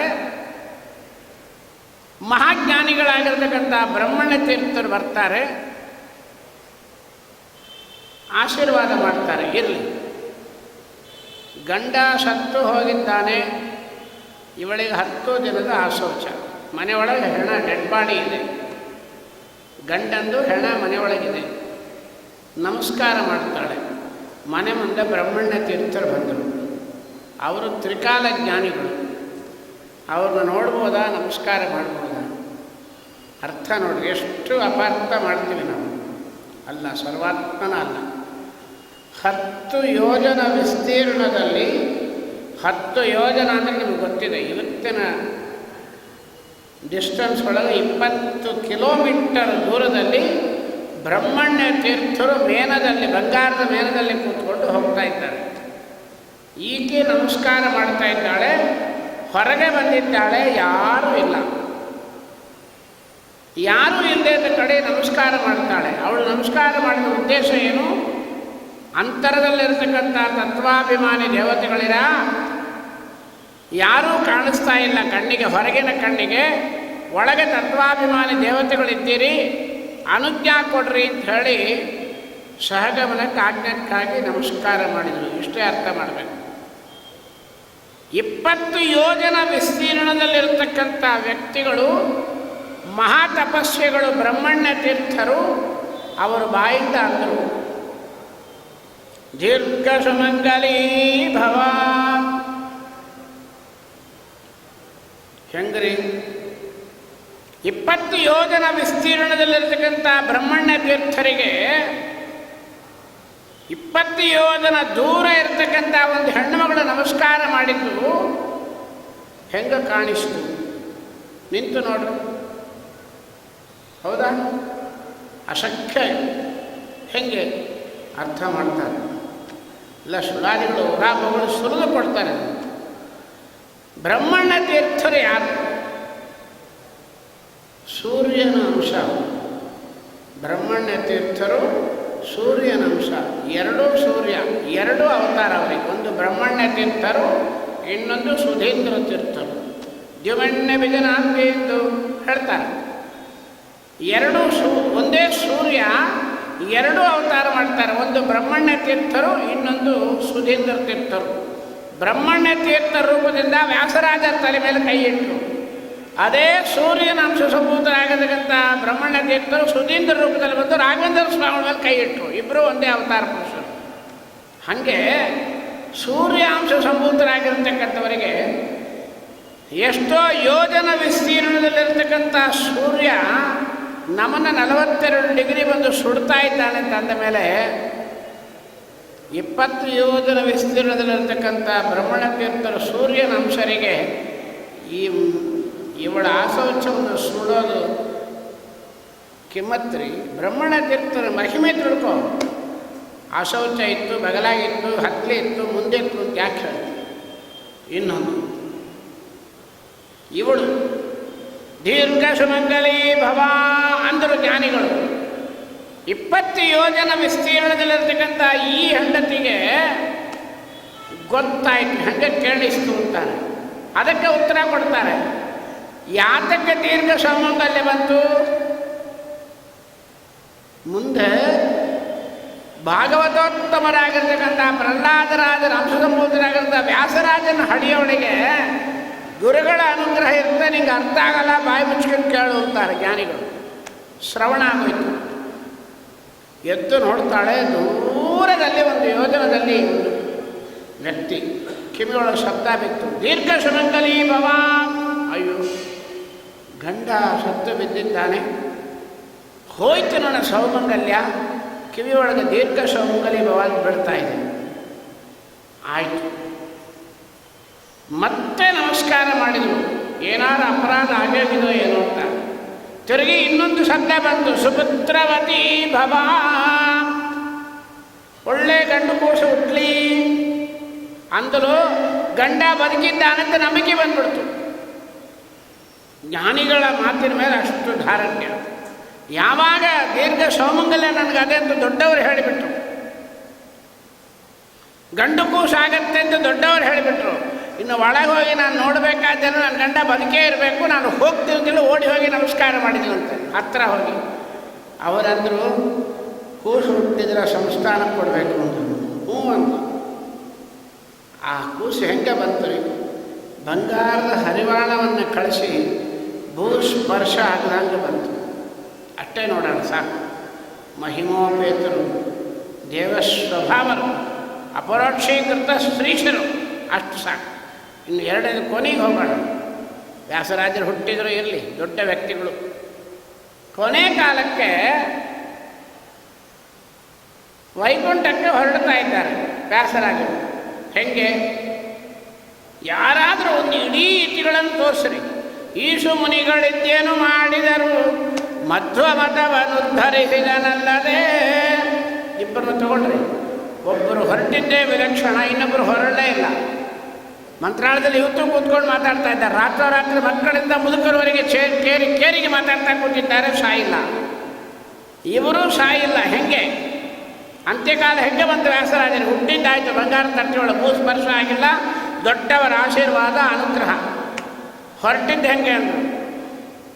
ಆರವಿಂದಾಸನಯ್ಯ ಪುರಂದರ ವಿಠಲನು ಸಿರಿ ಸಹಿತದಿ ಬಂದು ಕರ ಹಿಡಿದೆತ್ತಿದ್ದು ಕಂಡೇ ಚಿತ್ತೈಸಿದ ವ್ಯಾಸರಾಜ ಚಿತ್ತಜನೈಯನನ ಸಭೆಗೆ. ಹೊರಡವಳ್ಯಾರು ಆರತಿ ಮಾಡ್ತಾರೇನ್ರಿ? ವ್ಯಾಸರಾಜರು ಸತ್ರು ಅಂತ ಹೇಳಲಿಕ್ಕೆ, ದೇಹ ಬಿಟ್ಟರು ಹೇಳಲಿಕ್ಕೆ ಆರತಿ ಯಾರು ಮಾಡ್ತಾರ? ಅಯ್ಯೋ ಹುಚ್ಚ ಅಂತಾರೆ. ಹೌದಲ್ಲ? ಇವರ ನರರೆಂದು ಬಗೆಯವರು ನೆರೆಯ ಭಾಗಿಗಳು, ನರಕಕ್ಕೆ ಯೋಗ್ಯರಾಗ್ತಾರೆ. ಹೆಂಗೆ ಹೊರಟರು? ಮುಕ್ತ ಮುಕ್ತೈದರೆಲ್ಲರೂ ಎತ್ತೆ ರತುನಾದರಥೆಯ. ಮುತ್ತೈದೆಯರು ಬಂದು ರತ್ನದ ಆರತಿ ಮಾಡ್ತಾ ಇದ್ದಾರೆ. ಲಕ್ಷ್ಮೀಪತಿ ಲಕ್ಷ್ಮೀ ಸಮೇತನಾಗಿ ಬಂದು ಕೈ ಕೊಟ್ಟು ಎತ್ತುತ್ತಾ ಇದ್ದಾನೆ ಅಂತಂದ ಮೇಲೆ ಅಂಥವರ ಸ್ಮರಣೆ ಭೂ ಸ್ಪರ್ಶ ಮಾಡದೆ ಶ್ರುತಿಕಾಗ್ರಹದಿಂದ ಮಠಕ್ಕೆ ಕರ್ಕೊಂಡು ಬಂದು ಬ್ರಹ್ಮಣ್ಯ ತೀರ್ಥರು ವ್ಯಾಸರಾಜರು ಆಡಬೇಕಂತ ಕೂಸು ಬ್ರಹ್ಮಣ್ಯ ತೀರ್ಥರು ಸುಧಾದಿ ಗ್ರಂಥಗಳನ್ನು ವ್ಯಾಸಪೀಠದಲ್ಲಿಟ್ಟು ಪಾಠ ಹೇಳ್ತಾ ಇದ್ದಾರೆ. ವ್ಯಾಸರಾಜರು ಅಳ್ಳಿಕ್ಕೆ ಶುರು ಮಾಡಿದರೆ ಹೆಬ್ಬಟ್ಟಿನ ಬಾಯಾಗಿಟ್ಟರಂತೆ. ಬ್ರಹ್ಮಣ್ಯ ತೀರ್ಥರು ಹೆಬ್ಬಟ್ಟು ಚೀಪ್ತಾ ಸೈಲೆಂಟ್ ಆದರಂತೆ. ಕೊನೆಗೆ ಒಂದು ಕಡೆ ಅಂತಾರೆ, ವ್ಯಾಸರಾಜರಿಗೆ ಇಷ್ಟು ಮಟ್ಟದ ಜ್ಞಾನ ಹೆಂಗೆ ಬಂತು ಅಂದರೆ ಬ್ರಹ್ಮಣ್ಯ ತೀರ್ಥರು ಬಟ್ಟು ಚೀಪ್ತಾ ಸುಧಾ ಕೇಳಿದ್ರೆ ಅದರಿಂದ ಬಂತು ಅಂತಾರೆ. ಇದೆಲ್ಲ ನಮಗೆ ಅರ್ಥ ಆಗೋದು ಭಾಳ ಶ್ರಮ. ಅವರ ಸ್ಮರಣೆ ಮಾಡಿದರೆ ಸಾಕು. ಅಷ್ಟು ದೊಡ್ಡ ವ್ಯಕ್ತಿಗಳಾದ್ದರಿಂದ ಇಂಥ ಪರಮ ಭಗವತೋತ್ತಮರ ಸ್ಮರಣೆ. ಅದರೊಳಗೂ ವ್ಯಾಸರಾಜರು ಶ್ರೀನಿವಾಸ ಕಲ್ಯಾಣದ ಕಾಲದಲ್ಲಿ ಅವತಾರ ಮಾಡಿದ್ದಾರೆ. ಅಂಥ ಮಹಿಮೋಪೇತರಾಗಿರ್ತಕ್ಕಂಥವರು. ಅವರ ಶ್ರೀಮನ್ಮರ್ಧಮತೆ ಹರಿಂ ಪರತರಃ ಸತ್ಯಂ ಜಗತ್ತತ್ವತೋ ವೇದೋ ಜೀವಗಣಾಃ ಹರೇರನುಚರಾಃ ನೀಚೋಚ್ಚ ಭಾವಂಗತಾಃ ಮುಕ್ತಿ ನೈಜ ಸುಖಾನುಭೂತಿ ಅಮಲಾ ಭಕ್ತಿಚ್ಚ ತತ್ಸಾಧನಂ ಷಟ್ಸಾಗತ್ ಹೃದಯ ಪ್ರಮಾಣಮಖಿಲಾಂ ನಾಯಕ ವೇದ್ಯೋ ಹರಿ ಅಂತ ಹೇಳಿದ ವ್ಯಾಸರಾಜರ ನವರತ್ನ ಪ್ರಮೇಯಗಳ ಮತ್ತು ಸಿದ್ಧಾಂತದ ಪ್ರಮೇಯಗಳನ್ನು ನಾವು ಸಿಂಧನೂರೊಳಗೆ ಒಂದು ಸಾರ್ತಿ ವ್ಯಾಸರಾಜರ ಆರಾಧನೆ ಒಳಗೆ 6 ತಾಸು ವ್ಯಾಸರಾಜರ ಬಗ್ಗೆ ಪ್ರವಚನ ಮಾಡಿದಾಗ ಅವರೇನೋ ಒಂದು ಕೊಟ್ಟಿದ್ದರು. ಅದು ಒಂದು 40 ಕಾಪಿ ಇರ್ಬೋದು ಕಾಣುತ್ತೆ.